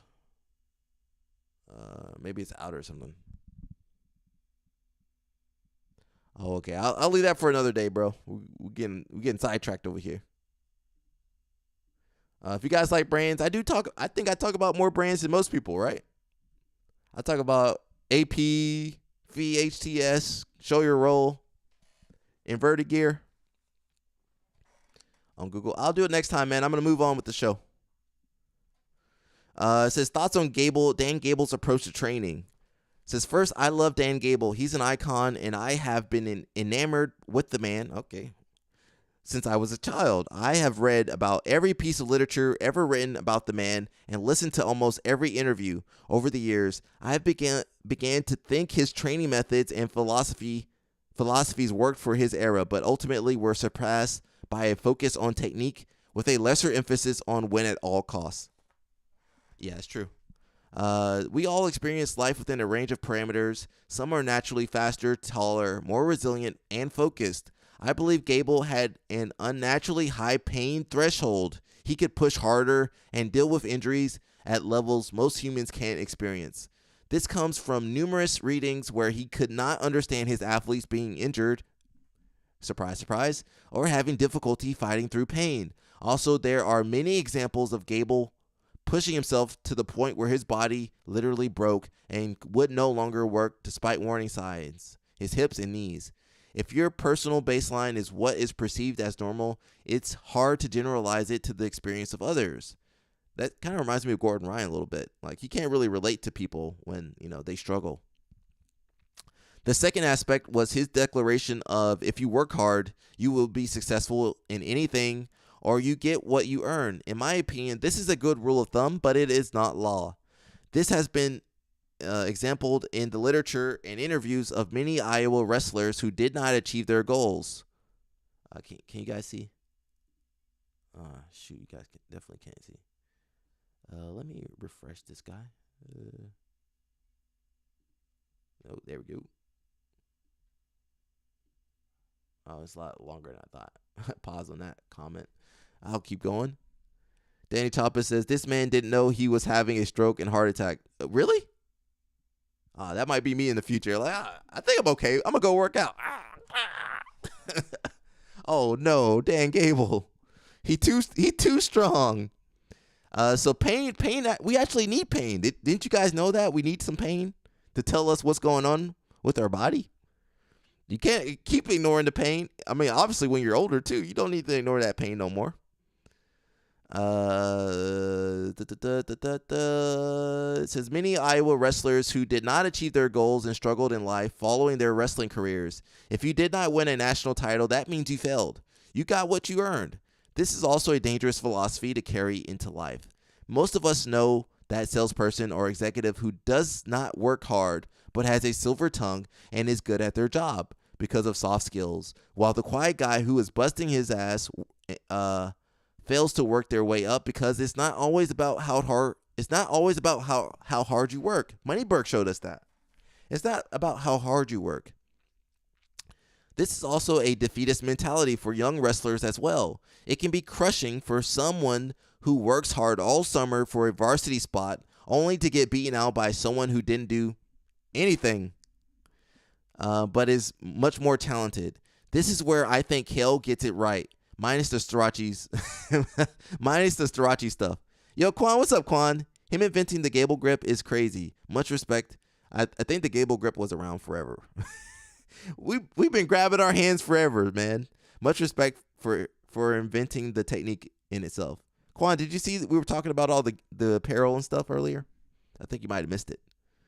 We were talking about Level Black and Engage and some other new brands coming out. Quan don't do no-gi though. I showed Quan reverse De La Hiva. Quan was this is a defeatist mentality for young wrestlers. It can be crushing for someone who works hard all summer for a varsity spot only to get beaten by someone who didn't do anything but is much more talented. This is where I think Kale gets it right, minus the Strachey butt stuff. Oh, dang. He preaches comparing yourself to yourself and getting better within your parameters versus trying to overcome the outside variables that one has no control over. So, yeah, I don't think people really like that Dan Gable mentality anymore. Quan says, yeah, I replied how you gave me that YouTube top team rash card. Did I give you my YouTube? I gave you that. I think I still got a shirt though. YouTube top team. That was a good time, bro. I was filming. I'd be filming late at night, trying to film instructionals after working all day. That was crazy, bro. Says also reverse De La Hiva is my main guard. I play no-gi. Oh, look at Quan, bro. At least Quan still doing something I showed him a long time ago. It says Randy Lewis posted about this once on the Mat forums titled The House of Seven Gables. He talked about how Gable individualized his coaching approach for each wrestler much more than was recognized. That's pretty cool. Didn't know that. Someone says, I'm not a huge fan of Gable's philosophy as a coach who would coach me personally, but I respect that he forged guys who were relentless more than anyone in a sport where everyone is driven and relentless. As a young guy, I remember watching videos of Iowa guys finishing takedowns at the edge of the mat and thinking, yeah, I want to be that intense. Says the brands are largely carrying on Gable's exact blueprint, and it's not working quite as well. The kids aren't the same. The kids are different than they used to be. You can't push them the same way. It could be NIL and the ability for athletes to change programs whenever they wish. It's just a very different landscape. Athletes used to have to live with a program even if it didn't fit in. Even if they didn't fit in. Still, I think for the right guys, especially ones who need hard coaching and a fire to push them forward, the Iowa way produces consistently good grapplers. I can't speak, well, they break their grapplers. That's the issue. I can't speak on how they deal with life after the sport, but personally, I wish I had learned Kale's approach earlier in life because I tended to think every failure was a statement of my worth, which isn't super healthy. Danny Chapa says, hey, reverse De La Riva is where it's at. I like reverse De La Riva, but you got to watch out for that rowel drag. Maybe I'll film that later. That rowel drag will tear apart your reverse De La Riva if you ain't ready. Says Gable had unprecedented success as a coach. I think people boiling his methods down to grind your guys down to pulp is a massive oversimplification and an insult to his technical expertise. He says the biggest contention again is the notion you get what you earn. I know Gable has changed his stance on this since he retired based on several interviews. The names are out there in interviews and books. But quite a few former Iowa wrestlers have struggled with feeling that they failed and have had difficulties with adapting to the world where hard work does not always yield results. Guys, we got to work smarter, not harder. Maybe I am being too harsh and it was common take of the era. Lastly, there are many guys who have been successful as well, and I'm happy for them. Lawyers, business owners, real estate, and coaches. I don't want to paint with too broad a brush. Says we have all come to associate Gable with the Iowa style of insane workloads and a grind mentality that is successful for a while, but eventually wears wrestlers down and results in injuries. This style spread from Iowa to pretty much all American wrestling philosophy and training methodologies by the 1980s and continued to dominate the sport well into modernity. Modern training methodologies have developed over the last 10 years, Kale in other countries and also in other combat sports that are proving more scientific and successful. That's pretty cool. It says Gable started coaching in the 70s. His approach, if he were wrestling and coaching today, would be very different. So yeah, we got to evolve, man. Said the sports evolve. Kale is evidence that lower volume can be more productive. This era of Penn State would wax Iowa in the Gable era. Wrestling's totally different now, way more advanced. Athletes are totally different now, way more affluent. Brands isn't Gable, but I think he's probably the best example of what a Gable program would look like today. Brands is way softer towards athletes. He's evolved where Gable probably would not have. So we don't know what's, I mean, I guess it's showing that Iowa's not really winning like they used to. So, I mean, they're still a top program, but a lot of their athletes are broken. I'm going to skip this one. Let's go. So if you guys clicked on this video, we had Danaher on there. We had Danaher and I think Gordon in there because, they go together. So it says, will jiu-jitsu destroy your body? So we're going to listen to Bernardo Faria. Huge honor. Huge honor to have Bernardo on here today. Okay, guys, I'm here today with John Danaher. Huge honor for me. And guys, this is exactly 8 weeks after John did his second surgery on his hip. And John, can you share a little bit of the experience? I think this is a type of injury that I see a lot of people scared to do, and many people do have the hip problem. And I think by you sharing some of your experience might help some people to make the decision if they should do or not do it and that kind of stuff. My situation is a little unusual because I have a crippled leg. This is a normal leg which extends, and this is my crippled leg. It literally doesn't extend. That's the most I can do. So that's why my knee is somewhat deformed. So I've had this since I was around 18, 19 years old. And because of the fact that my leg doesn't straighten, I walk with a heavy limp, and I have my whole life. You understand this as an athlete. When one part of a machine is broken, it throws a lot of stress on the total machine. So when you walk with a limp your whole life, your hips tend to bear uneven stresses, and it causes problems. So around my mid-40s, I started having pretty severe osteoarthritis in my left hip. And around the age of 50, I had my first hip replacement. Technically, it wasn't a hip replacement. It's called a hip resurfacing, which is very similar to a hip replacement, but it's a different medical procedure. And I chose that because at the age of 50, at that time, there was some doubt that a hip replacement would last the rest of my life. And one of the advantages of a hip resurfacing is it gives you a chance to get a second revision surgery if necessary when you're older. This time, when my second hip went out, I remember when I did my first hip replacement, the doctors saw the MRI and they're like, Mr. Danaher, your other hip's pretty bad too. And they're like, why don't you just do both at the same time? And I was like, no.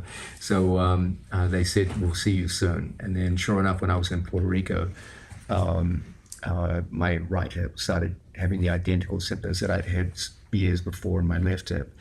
And I was going to do the hip replacement when we were in Puerto Rico.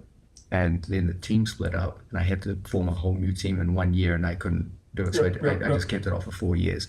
And it started getting very bad. And so I had, on this side, a different kind of operation. On this side, on my left side, was a hip resurfacing using a Birmingham hip resurfacing implant. On this side is it's a more sort of standard kind of hip replacement where they use a ceramic ball. In my case, it's a different one because I do jiu-jitsu. A small femoral head on a hip replacement has a problem with dislocation. Your natural hip has a rather large femoral head. Most hip replacements have a much smaller femoral head, and as a result, there's a danger of slippage. A hip replacement is essentially a cup and ball, and it goes in like so. The smaller the ball, the higher the rate of dislocation, especially if you're doing something like jiu-jitsu where you're playing guard position or something like this. So I had a much larger ball put inside, and of a particular type called a dual mobility ball, where one ball is put inside a larger ball, so you get a better range of motion and a larger femoral head. So better range of motion, less chance of dislocation. They're made out of incredible modern ceramics, which are much harder than steel. And they, in the cup, the ball goes into a cup. The cup is made out of a very modern form of polyethylene, which is usually radiated, and as a result has very, very low wear rate. So they last a long time. Doctors are never going to tell you how long a hip replacement lasts. They're never going to say it's going to last. But the general consensus is it will probably last longer than I do. Like I will die before the hip replacement dies. For both? Or for both. Okay, yeah. That's good. And so yeah, I don't want to go through this again. That's for damn sure. So they can do revision surgeries, but it's a pain in the butt. You don't want to do that if you can avoid it. So now I have this second one, and with regards comparing the two, they both take away the dreadful pain inside your hip of osteoarthritis. They do that very well. In the case of the hip resurfacing, there's a very large incision. It's about an 8 to 10 inch cut through your ass muscles. Now, your gluteal muscles are a big part of your strength, so they cut right through those muscles, and it's quite a long time before they feel strong again. In this case, it was done an anterior approach, a much smaller 4-inch incision, and they do not cut any muscle. They cut the skin and because they pull the muscle it's a different injury, or because technology has evolved? The technology has actually been around for a while, and but they pull muscles apart, then they dislocate your hip, pop it out, cut off the relevant areas of bone, and then hammer in the implants themselves. So it's a pretty radical operation. But to my absolute shock, the pain levels and discomfort was radically less with the second operation than the first one, even though they were both done by highly competent people in their field. And I think you met me at 1.5 weeks in New York City. Yeah, and you were already like walking, but it was surprising. So now it's 8 weeks, almost to the day. And you were like showing moves, you know, like I can't demonstrate the moves with like panache, and it'll come back to me. Don't worry. But you're moving well. But I can demonstrate the basics of the move, and then luckily I've got very good students like Reese and Faisal to show the complete moves. But yeah, I'm moving, and even as effortlessly. And before the surgery, this was like a catastrophe. Yeah, I still feel pain in my crippled knee, but that's a different issue. So I just ignore that. And but in terms of my hips, yeah, I feel great. There you go. And looking forward to getting a little more active over time. But at 8 weeks, I remember last time at 8 weeks, I was still walking with a cane for sure. And if I had to walk for distance, I would use crutches. Yeah. Whereas now I go through daily life. Oh, John, and of course that you're not giving any advice here, just sharing experience. But for example, is there anything that people can do in order to not suffer so much pain without the surgery? Is there any physiotherapy or anything that you could have done to go through this without the surgery? How is where is the bottom line? Like, I have to do I'm gonna do the surgery, I'm not gonna do the surgery. I tried many different things. You hear things like stem cells, like PRP injections, things like that. In my case, nothing worked. Okay. And when it's just bone on bone arthritis, there's not much they can do. And so I just opted for the surgery. I'd already had one surgery, and I knew it was pretty successful there. Literally every video I've ever filmed for you has been done with my first hip replacement. Yeah. So I figured, I'll be fine with the second one. But in terms of like therapy, once you get bone on bone, there's not a huge amount that can be done. And Andrew, for example, if someone knows that they have a little bit of issue on their hip, or maybe like genetic, their parents, whatever, is there any jiu-jitsu move that you should avoid? Any jiu-jitsu move that forces the hip more than the others that people should be avoiding? Or especially like those who are coming back from the surgery, is there anything in jiu-jitsu that the doctor probably not going to even know how to tell them? That's a good question. Yeah. I would say the things that caused the most discomfort for me were takedowns that involve shooting to a knee. So double leg. You attacking or defending? Attacking. Okay. Another one would be, say, drop sanagi, where you stand in position, you turn and go down to two knees to throw someone. Yeah. This was tough. There are some moves which are very easy on the hips, like for takedowns with a gi, tomaragi. Okay. No problem whatsoever. But anything where you're dropping body weight onto knees and exploding up off the floor, those are typically the hardest. Yeah. And the guard passing. Actually, to be honest, guard was good for most of the time, provided you kept your opponent close to you. The only dangers were if I remember one time I had a talented training partner do a cartwheel, and it caught my foot caught in his gi as he did the cartwheel, and that pulled my hip at an angle, which was pretty uncomfortable. And then my last question, I ask you what to avoid. Is there anything that you are doing on the mat in order to be able to continue showing the moves? And then is there anything? I just do the moves themselves. I just practice jiu-jitsu. Okay, so there's nothing specific, that there's no stretching or whatever that you're doing? When you go to the physical therapy sessions, and I always urge you to go to a physical therapy session, it makes sense, but what I typically find is that the exercises are designed for someone who just wants to walk again. They're typically designed for much older people, because I'm kind of young to be getting hip replacements. Remember, if I had a normal leg, I probably wouldn't be getting hip replacements at all, since no one else in my family gets them. But if you went to a standard physical therapy session, you would see that really they just teach you to climb upstairs and go downstairs, and these are things that someone who does jiu-jitsu, they usually know how their body works pretty well. So I would say most people probably would be fine just doing their own physical therapy based on what they know about jiu-jitsu. And while I would always encourage you to do a more standard kind of physical therapy, since you're always going to learn something from a physical therapist, The exercises they give you are typically more for like daily mobility rather than something which is specific to jiu-jitsu preparation. Yeah, or maybe finding a physiotherapist who actually does jiu-jitsu. Yeah, this is not easy. That might help too. Yeah. No, I got it. No, but this is awesome. Yeah, no, John, thanks for sharing this pleasure. experience here. And I know that injuries is a topic in jiu-jitsu. People always ask about like how to do this injury to that injury. So by you going through this twice and sharing. You had a very significant injury too. I remember you had a terrible pec tear. Tore my pec, and I didn't do the surgery, which I regret. I always tell everybody to do the surgery because my one was really major, and I did lose the strength that I'm gonna be without forever because I only had like a 1 month gap to do that surgery. There's a time window on pec tears. And I have done like my both meniscus, one on each knee, and I remove it instead of repairing just because I was a professional athlete. So repairing would be longer and could tear again. Removing was like 1 month out and no risk to tear again.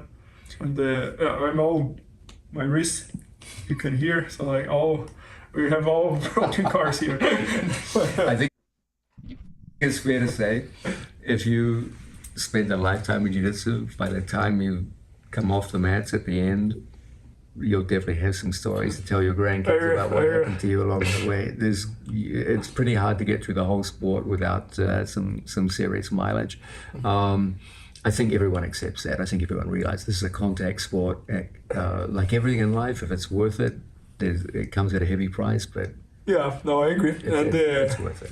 Yeah, but at least I think the good news on the jiu-jitsu side is that I think any sport that you do, that you train twice a day, like as people, or every day, you will kind of get injured on the. Unless you play chess, I guess. But that's a different kind of thing. Like you get too heavy into something like mathematics or chess or philosophy. You often see people who do that go crazy in different ways. The injuries to the brain in many of these people. And get overweighted probably. Yeah. Anytime you commit heavily to one activity, it will come at a price. I agree. Yeah, no, that's very true. But anyways, guys, I hope that helps you. And awesome. Man, listen, when you love jiu-jitsu, man, you're going to keep training even when your body falls apart, Even Quan, I know Quan had injuries. I've had injuries. I'm sure you guys have had injuries. So shout out to both of those guys for sharing that. That was amazing. We got one more video. Hopefully Uncle Chael doesn't hit me with the copyright. But he talks about why training is not better in Dagestan. I mean, well, let's listen to what he's got to say. 3 years. That's what Belal Muhammad said, and by the way, I've heard other guys say that. Daniel Cormier said something similar to that. Khabib has told people, come do that. Well, who Daniel said about Pereira? He said Pereira is such a good athlete. If he went to Dagestan for 2 years, he could win the Olympic gold medal in wrestling. There is absolutely zero literalness to that statement, but Daniel said it to try to prove the point about Pereira. And now you have Belal Muhammad saying, I could do my whole career again. I could start over from scratch, knowing what I know now. And I think about that all the time, too. I love that game. What I would have done, I would have gone to Dagestan for 2 to 3 years. All right. Well, if anyone has earned the right to an opinion, it's the world champion, Belal Muhammad, who went and spent time in Dagestan. Like, he has earned the right to this opinion. I just want to look at it a little bit closer. Because there were some other greats that had this same mindset from the sport I came from, which is wrestling. And is it true? I sure don't think so.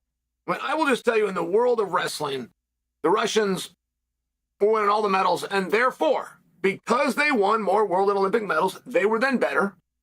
And because they were better, we were inferior, and we needed to learn from them. I mean, right? It seems like simple logic. Well, it's not simple logic. It's a simple logic to a simple pin, which is what the sport of wrestling attracts. The sport of wrestling, right? You put up 10 heads together and you formed a rock pile. I mean, that mere mentality that because they have more medals, they must be better. And then you go learn from them. Or you hire their coaches and you bring them over. You learn from them.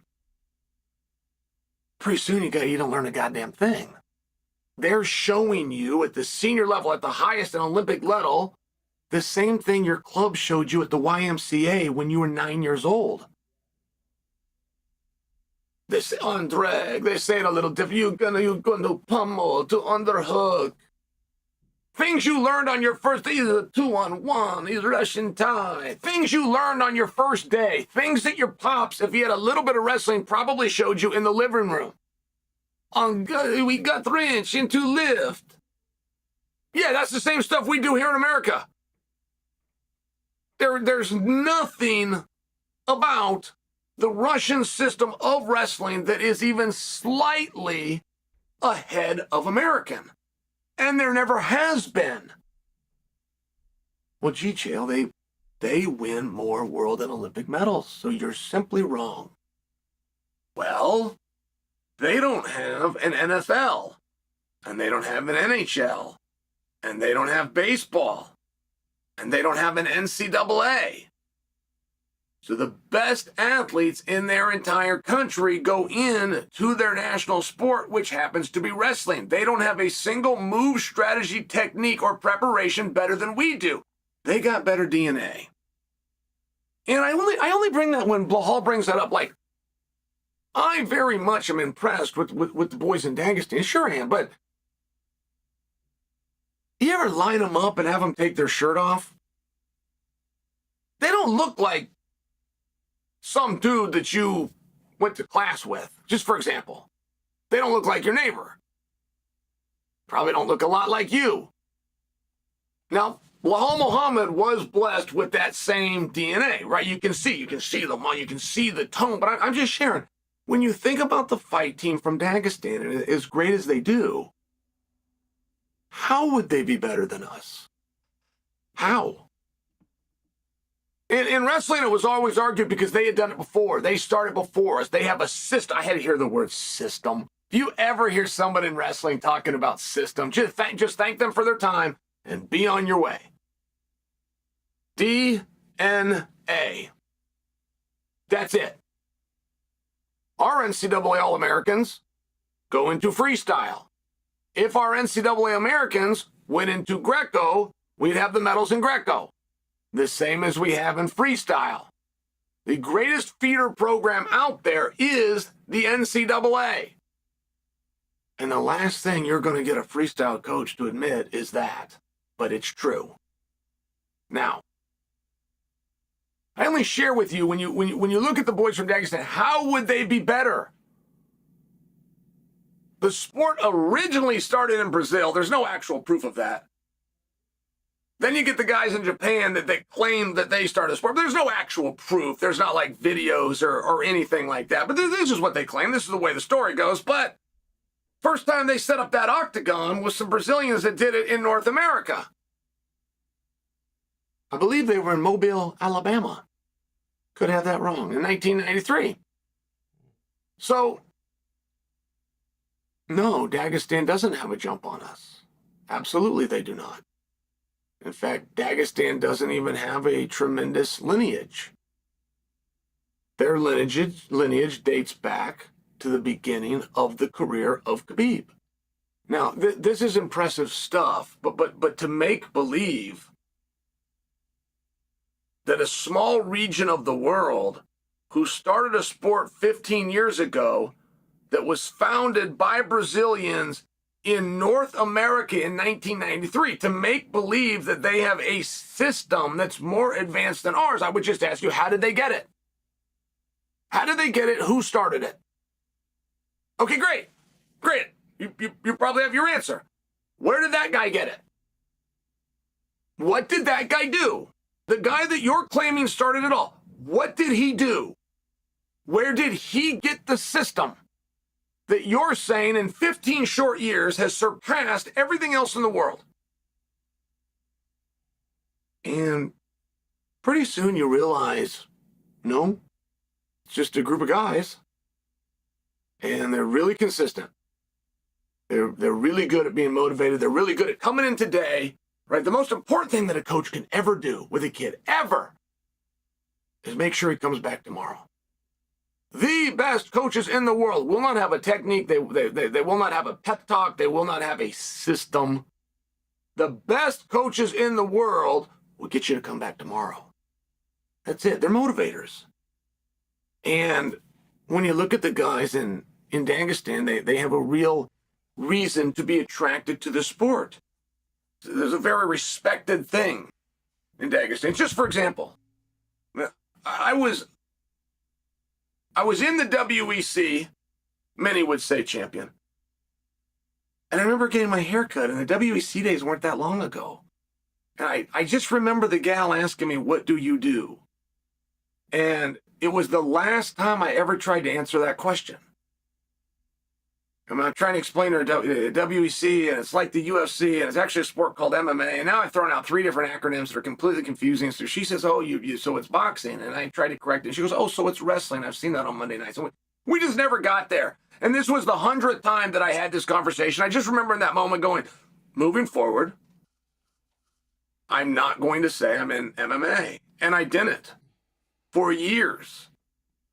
I fought for the world championship on pay-per-view and did not tell people, because they just didn't know me. It was just a different time, right? It all had to catch up. So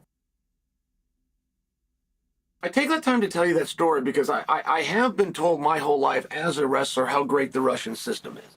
But we can hire those Russian coaches and we can bring them to America, and believe me, we did, and our medal count didn't go up. The best coaches in the world who in Russia trained world and Olympic champions, we bought them, we paid them, we moved them, we got them visas, we worked with the government, we housed them, we had them start an entire crew, and they did a very good job. But we as Americans, our medal count did not go up. Why? If it's technique and training and it's a system, and we have the guy that achieved it, how does our medal count not go? Well, because it all comes back to what I told you, DNA. You have the right guys or you don't. And in Dagestan, it's very respected. And I remember in my lifetime where I wouldn't tell my beautician, I wouldn't tell 1 mile from, I'm pointing out here because there are shops right through this wall over here. I wouldn't tell her what I did because they didn't know. And when they did find out, they didn't respect it. It wasn't an interesting thing. And it's not what attracts our best athletes. Our best athletes go into, for a point, now this isn't true now. I mean, Dana's largely changed this, and there's attention, and there's a completely different perception of it, and there's a completely different reward system, but it didn't used to be. And I appreciate the boys from Dagestan, make no mistake. But do they really know something that you don't? Does pushing a guy up against the fence before you trip the same leg every single time to take him to the ground, I mean, is that something that you need to go to the Caucasus region to learn? I don't think that you really believe that. Do they know anything? Has anything ever come from the roots of Sambo that's worth a damn? You answer that however you want. But you're going to have a real hard time being honest and saying, yeah, there's a reason that Sambo's never won Abu Dhabi. There's a reason that Craig Jones does not sign Sambo guys. I'm just being real with you. Judo's never won Abu Dhabi, and Craig Jones does not sign judo guys. Sambo will not compete for Teshi over on Fight Pass. Judo guys will not compete for Teshi over on Fight Pass. Say whatever you want about the lineage of those sports, it's not true. But if you bring in the right athlete, you could show him nothing more than judo and sambo. If you bring in the right athlete with the right DNA, there's your championship. Kale makes a good point. You know, you do need, I'm thinking about like track and field. Like you just got to have the genes for, we didn't even cover this story. You do need the genes to be successful in your sport. You know, if you running, you need some genes to be fast. Have to have that fast twitch or that endurance twitch, slow twitch, or you know whatever you're doing. It helps to have those advantages. This actually wasn't what I was looking for, but it says former BKFC fighter Alberto Blas has been acquitted of the attempted murder of Yoel Romero. I forgot about this story. Well, we're covering it right now. After trying to hit Romero with his car and stabbing him with a samurai sword. So, wow, that's pretty crazy. I'm sure Romero, the soldier of God, was fighting him off, though. That's pretty amazing. I wish they filmed that. After missing Romero twice, Blas reportedly exited his vehicle, retrieved a sword from his trunk, and struck Romero twice in the arm and hand. Romero was hospitalized to treat his injuries. That might have been a Naga sword. He was okay. That thing blunt, which included a damaged tendon in his arm. Romero chose not to testify against Blas, resulting in a jury finding him not guilty. Is Romero here legally? He probably knew better. He said, not today, Ice. You ain't going to catch me today. So, I wish Romero a quick recovery.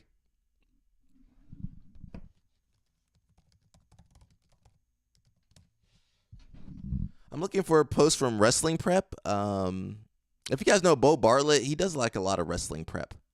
Like all the flipping and jumping. Let's see if it comes up, though. Was that the page? Shoot. Where is it? Post? Eyes, core, bottom. That doesn't make any sense. Is that AJ Ferrari? You better keep your eye on him at that clinic. Keep your eye on him at that. Oh, that's old.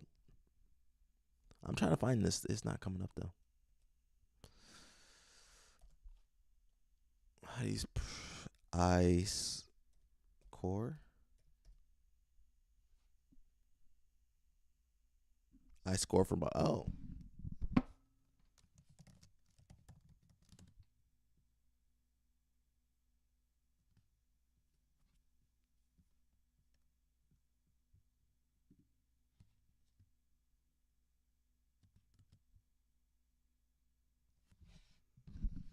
I can't find this post. Jesus Christ, this thing sucks.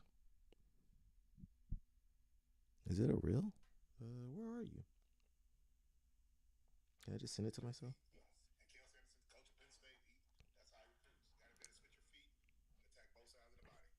Let's see if I can get a... Is this the right one? That ain't right. Oh my God, where is this thing at? Can I send it to myself? Give me 1 second, guys. I'm trying to figure this crap out. Can't send anything on this thing. Oh, whoa. Let me message it to my group. I'm gonna switch to Big Alec. What up, guys? Can you guys see me? And I'm gonna fool around with the screen real quick.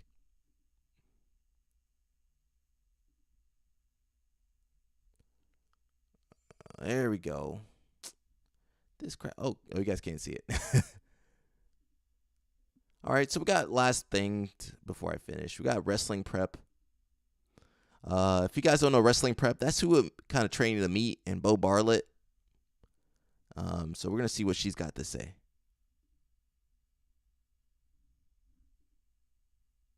They can't switch their feet. Yes. And Kale Sanderson, coach of Penn State, that's how he recruits. You got to be able to switch your feet and attack both sides of the body. Both of us have encountered a large number of people we work with whose parents are just so obsessed with these dual tournaments and then ignoring what's on the horizon for their athlete in terms of what weight they need to be for college, their injury issues.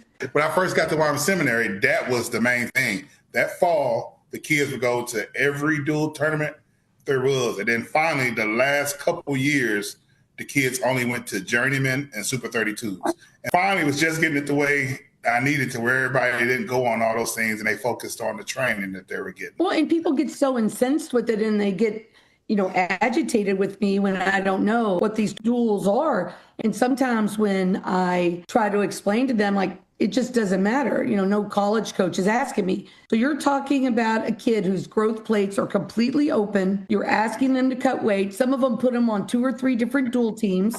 So they're running back and forth. And these kids are not getting enough food. Right now, between 5th and 9th grade, they should be eating like a machine. What did you tell me that Kale Sanderson told you? He doesn't recruit no athlete that can't switch their feet. Yes. And Cale Sanderson, coach of Penn State, that's how he recruits. You got to be able to switch your feet and attack both sides of the body. Both of us have encountered a large number of people we work with who's.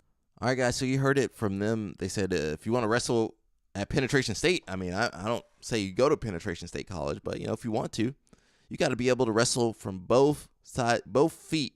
You got to be able to switch your feet. So take that as a lesson for my wrestlers and also my jiu-jitsu people. You have some dual attacks. Have some attacks on the left side and right side. Standing and passing. Guard playing too. So think about that. Some of you guys, you do the same 2-3 moves. Can't do nothing on the other side. We push you to the other side. Your De La Riva don't work. Spider guard don't work. Your grips are off. So think about that, guys. Think about that when you're grappling, Anybody blue belt and above, start thinking about working both sides. I understand you want to have a good side, but you never know what the other side's got. All right, guys, that's it. We got some more stories coming on tomorrow. We'll keep you guys informed. We did talk about Danaher. He talked about the injuries. Not so much Gordon, but Gordon got injuries too, right? Injuries and sicknesses. So as always, guys, I tell you guys to stay healthy, take care of yourselves, stay off that crap. You don't need that crap. You don't need those supplements. You guys know supplements I'm talking about. You don't need that supplements, man. Just live a good, clean life. As I say that, I'm about to eat some Nutella. Shout out to Evan. Can you guys see that? Whee. Where's Tiana at? Yeah, don't look at this, Tiana. I didn't buy this. Evan gave it to me. Trying to sabotage my diet. So yeah, that's it, guys. We'll be on tomorrow on Friday for Fantastic Friday. Remember, today is Takedown Thursday. I need you guys to do some takedowns on Thursday. That's it. If you want to support the channel, inverted gear, go get some inverted gear. Gi, no gi, whatever you need, inverted gear's got it. And then BJJ Mental Models, shout out to BJJ Mental Models. They're going to be offering some new courses, which I'm going to try to promote to you guys, not on here, but my other channel. And as always, tell people about the live stream. That helps a ton. Helps to grow the channel. Get some money, some non-Moneyberg money on this channel. We'll be good to go. And that's it, guys. Stay out of trouble. And I'll see you guys tomorrow, God willing. We never know, right? I'm playing that inverted gear song. Come on, guys. You know it. See ya.